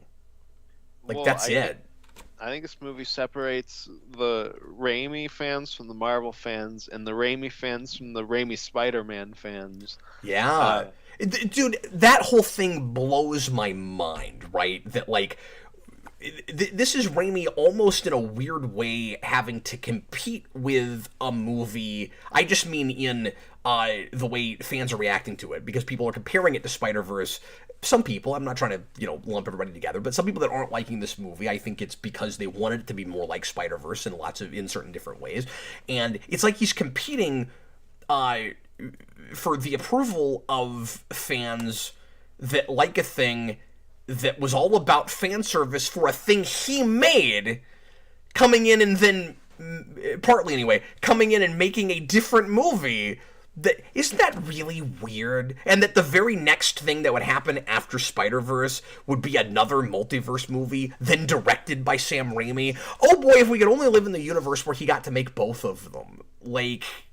He should have directed that movie. Or, it would have been kind of interesting if somehow all three of those guys had gotten to direct that movie. I would immediately be more interested in that concept if it was a triad of directors that got to take their three Spider-Man visions and try to make a cohesive piece out of it. Just because that sounds like a crazy town sort of experiment. Maybe give them a little longer than a year to make it. I think that would be an interesting experiment. If you come up with that idea, you have to then put it out 3 years later. But I can't wait for a film that has awkward teen comedy, big operatic storytelling with universal monster villains, and then one guy going, "Oh, do a music video in the middle of the movie. That's a good idea." That's a good idea. And the other two just looking at him like, "Can we get this guy out of here?" This scene could use some Phil Phillips. All right, this is what we need. Oh, let's put Coldplay in this scene. Are you still here, dude?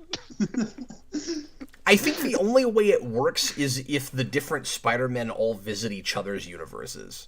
Because then it would make a lot of sense, at least visually, when we go to Raimi's universe, it's Raimi directing it. Obviously, it would have one cohesive script, Austin, but I'm not saying those three guys should necessarily write it. Because I think his directing in those movies suck, but... I don't know. I think I don't agree with that with the first one, but... It's worse than the second one, but I don't really like a lot of his choices in the first one. Well, that's fine. It's all right. We can still be friends. Robert Wild, $5 super chat. I don't think so. I will come to your house and I will punch you in the head. You know what? Do it, because I love the idea of... Because I know you don't have your passport right now, and I love the idea of you having to get a passport just to do that. Robert Wild, $5 super chat. Thanks so much, buddy. I loved watching this movie, but I am conflicted about Wanda. I loved WandaVision, but she learns the same lesson at the end of this, and that goes back to Connor's point. Well, there we is did a kind bit of talk about that. So, Wakanda, I've said for a while, is we have one story with Wakanda, which is there's somebody outside of Wakanda that they need to hunt, and they're going to go after them. There is a bit of that with Wanda where she does like bad thing and then has to like feel bad about it and get over that, because that's kind of what she does in Age of Ultron. It's how she starts Civil War. That's WandaVision, and that's this. Yeah, that's fair. Infinity War, not so much. That's the exception. You could call it full circle, though. You could say it's bookended. Yeah, I'm not saying it's like I have a giant issue with that in general. I do really like Wanda, but that's more so for Elizabeth Olsen's performance, I think, than overall like how they've handled her. I'm sorry, I've just been distracted this whole time because as soon as you said Wakanda, I'm just imagining a show called Wakanda Vision. I can't get it out of my head now. Hey, by the way, where is White Vision? He's somewhere. I don't know. I don't know. Okay. Watch Armor Wars. I don't know. Watch Product. He'll show up eventually. Watch Product. Yeah, it did feel like there were certain characters that would probably show up when all of this is happening. Like, our universe's Mordo really should show up. Like, I don't want him to get killed right away. Like, I'm glad that didn't happen, ultimately. It's good he wasn't there, because if he was, he'd die in one scene. But it is very strange. What is he doing right now if this didn't wake him up to come show up? I don't know. We've been talking for 3 hours and we need to get finished here. Opening up a bakery somewhere. That's what he's doing. He's actually... He's actually managing the first... I've lost it. The joke is dead. So his name is Carl Mordo. He opened a drapery, and in the next movie we'll get Carl's drapery, and Mordo will be the one that works there. No, he's managing the first Dunkin' Donuts with a Papa John's pizza in it. Josh, a super chat. I wanted to weigh in and say I've grown to be a big Elfman fan, and it's really cool that he was able to put in his stylistic trademarks. Elfman is a better fit for Doctor Strange than Spider-Man. I could not agree with you more. Yeah, I felt the same way. And some people I saw in the comments, or somebody in the comments earlier saying they wished the Doctor Strange theme from the first movie was used more in this. I've gone back and rewatched that movie now, and that theme doesn't do anything for me. I think that's a really mediocre soundtrack overall, and the one thing I really like in it is the harpsichord stuff, and that should have been the lead story. Like the harpsichord motif should have been all over it, and isn't. And this does more of that kind of exotic sound, Celtic stuff, and we needed more of it. And also, I love the crazy electric guitar stuff he does in this, which obviously is also calling back to Evil Dead, but it's appropriate, I think. No, his soundtrack's great, and the first film has a very soundtrack. Like, when I first started reading Doctor Strange back at Christmas, I was listening to the first movie soundtrack, and it wanted me to fall asleep. So, well, oh, sorry. Go ahead, Connor. Well, I was just gonna say, like, I also really liked the guitars were killer. Specifically, like, they were a good fusion with the kind of anachronistic montage work that I thought was really cool. Like when Mordo just has an exposition scene explaining what dream walking is. And they do all the crossfades, and it's really like music video-y in a cool, like, kind of retro way, and the guitars playing against it made that scene much more memorable than it otherwise would have been.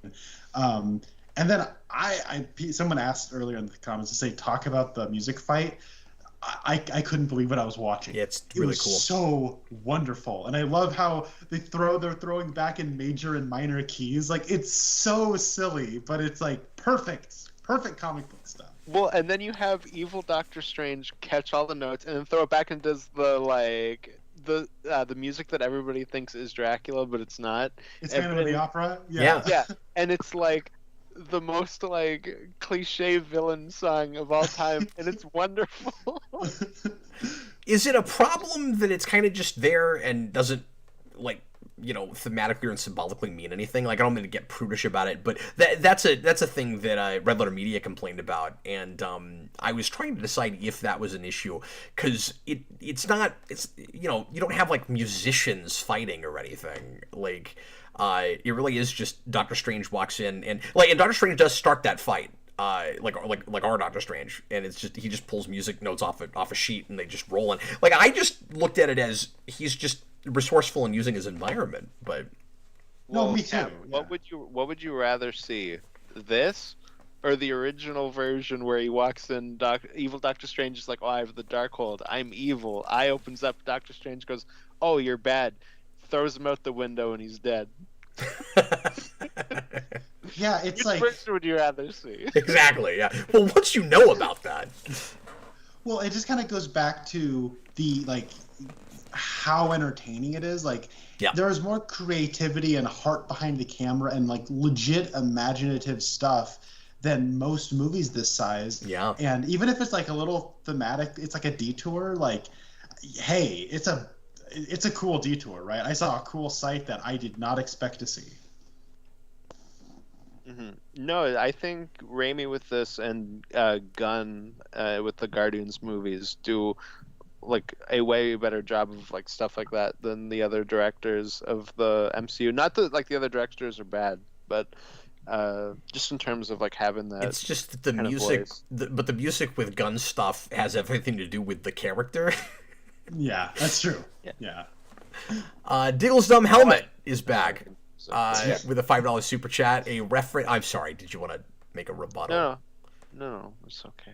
Would you like to approach the bench? We got like 30 super chats. I know, All and it's White Castle. And it's so like, are you guys okay? Because we've been doing this for 3 hours, and if anybody needs to get up for a minute, I'm good to go, baby. Okay, let's try to get this thing knocked out. I don't know how this has went up this long, but thanks everybody for hanging out with us. I haven't rushed because there's been so much interest, but it's very late, and I'm losing my super chats because they're still coming in. Okay, so Connor, I apologize for this comment. Your feelings might be hurt. Diggle's Dumb Helmet, $5 super chat. Most of the time, I don't like Connor because he's much smarter than the dumb helmet I am. But I really dig this clean-shaven Connor. Sexy. Well, thank you. I'll be here till the fall time when I'll grow my beard back. I'm sorry, Connor, but I kind of wish you just ended it at most of the time. I don't like Connor, period. That's why I set it up like that. I wanted to watch his heart sink and then watch him get really uncomfortable when it became a very strange compliment. Robert Weil, $2 super chat. I'm just bummed if this is the end for Wanda. I think that could go either way. I don't. You have to watch that scene going. I'm sure not one person on the planet watched that and didn't go, well, she's not dead. Or she doesn't have to be dead. Yeah, I mean, I still think Shang-Chi's dad is alive, so, yeah. And I watched his soul get taken out of him, so... Hey, I still think Ra's al Ghul from Batman Begins all the way back in 2005 got put in a Lazarus pit right after the train. So... I mean, it's hard. Did they walk in and pick up his ashes? No, I don't actually think. You don't know that he exploded. He jumped out a window just like Batman did. He jumped out of the window over a shark and landed safely in a mattress store. Yeah, I could have sworn I saw that out of the corner of my eye. He's also Captain Kirk. No, that's how Adam West delivers that line. Oh, okay. That's how he delivers it. I thought you were trying to do Liam Neeson. No, I was doing Adam West. Anyway, and apparently I still am. Mr. Locke, $5 super chat. I really want some White Castle. Apparently a lot of people do. I don't know where the White What Castle does that have to do with this? Where did the White Castle thing come from? You know, I've never had a White Castle before. I haven't either. They're not in Oregon. So we don't have them in Canada, yeah. Okay, so are we going to make a short film called Cap and Connor Go to White Castle? Let's do it! Is that what we're doing? When I saw that super chat, I was like, when it comes up, I'm going to say that. So Oh, I'm glad sorry. that you did. Did I No, ruin it's it? okay. I'm glad that you did. I ruined it for you. I'm sorry. Road trip. I'll fly to you. We can get in your car, drive up to Canada, pick Austin up. No, and go no, we need to do it the other way. Because much funnier than Austin getting a passport just to punch me in the face is Austin getting a passport just to come here to go to White Castle. You know what would be even better? Is if you guys came up to the border, snuck me over the border, and then I punched Cap in the head, got my White Castle, and left. Your favorite Martian $5 super chat. I've seen some great names tonight I've not seen before. I agree with the last super chatter. White Castle sounds pretty good right now. Mordo Fred, $5 super chat. The Spoilercast of Madness brought to you by White Castle. Apparently, why is this taken over? I'm not sure I'm not dreaming in this moment.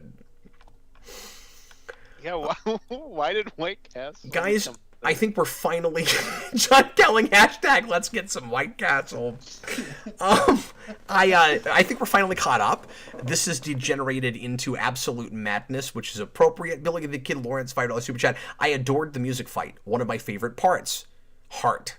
Also, the possessed corpse with the cape of the damned, so metal. Also, White Castle apparently. I want to see. I'm sorry, can I just stop everything for a second? This is hands down my favorite spoiler cast we've done in maybe years. This has been it's been a friggin' marathon. And it's been wonderful. And I love you guys. I think I am drunk on being up too late. I've had only one beer, but it feels like 4 because of the weirdness that has happened here. And I just love you guys, and I love you guys in the comments, and I'm not afraid to show. I love you too, Kat. You're the best. Thanks, you know buddy. that? You're the best. Look, we have to. You're not too shabby. I was scared to say that, but I had to face my fears. And I just want to see Zombie Corpse go to White Castle. Zombie Corpse goes to White Castle. Oh my god, I want him to walk up because he's got like the animated series Two-Face voice. So Yes! No! Be like, how hot?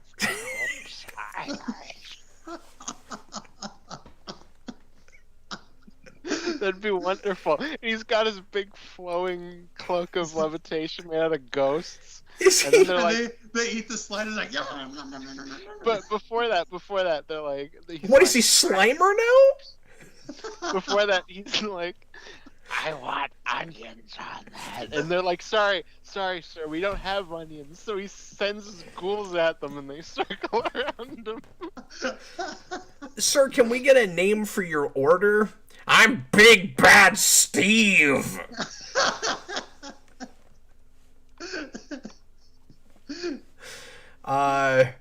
This is almost as long as the Snyder Cut. Snyder Cut podcast, says Matali. If we go much longer, it's going to be almost as long as the Snyder Cut. Okay, guys, thanks so very much for joining us this evening. This has been just an absolutely spectacular, fun evening. Do either of you guys have anything else about this movie that you want to bring up that we did not have a chance to mention in the amount of time that it takes for kids to go through high school? Once again. No.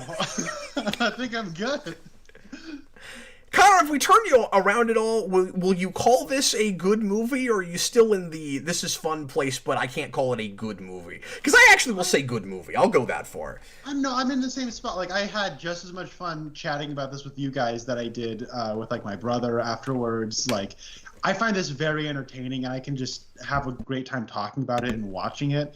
But there is, like, an exhausting element to it that kind of settles in when I watch it. But the last 40 minutes are legitimately great. So, like, I do like it. Isn't it amazing that both Doctor Strange movies have spectacular endings? Yes. Yeah. And both heavily reworked while already in production. Weird. To make them better, ultimately. Yeah. No, That's so interesting. Slimer is Papa John's favorite customer. Says Spencer. You gonna bust him, Papa? He's my favorite customer. Slimer goes to White Castle with Papa Papa John. Papa and Slimer have eaten 40 sliders in 30 days.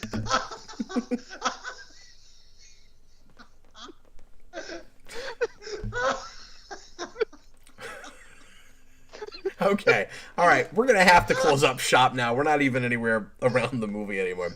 Hey, Cap. It's over.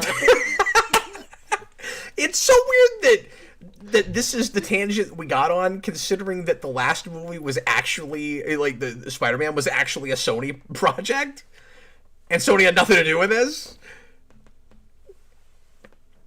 If they hadn't made Uncharted, this wouldn't have happened. Robert Weil, it's a madhouse. A madhouse! Okay, you guys are great. Thanks so much for being here. I will see you again in at least a few days. I'm trying to put together something for Sunday. I'm still not revealing what that is yet, just in case it doesn't happen. But at the very least, we'll be back for a request on Tuesday. And, no, more, here's $5 just came back, $5 super chat. Most of the time I don't like Connor, but here's $5 for White Castle.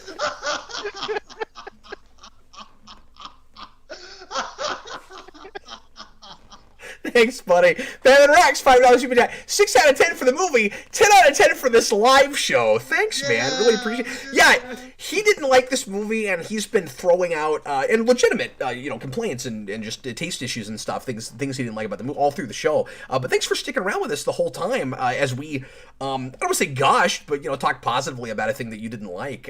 Really appreciate it when people are able to fight it in themselves to keep an open mind and listen to other people's opinions, because I certainly respect yours, and you're really nice of you to stick around. Thanks so very much. Spencer, or is the Pizza Papa's favorite customer on Earth 838? That's great. It is Friday the 13th. I'm gonna blame that on this happening. I mean, technically it's Saturday the 14th. At this point, Not for me yet. Not for Connor. He's still got half an hour to go. Minutes, I'm good. Which is why we gotta go to where Connor is for White Castle, because it's still Friday the 13th. Okay, I'm gonna close up shop. Thanks, everybody. I was Captain Logan. This was Austin the TheDayGhost. Say something, Connor. Say something, Austin. No. And Connor the Nielsen Ghost. Eat mustard. All right, later, folks. Thanks, everybody.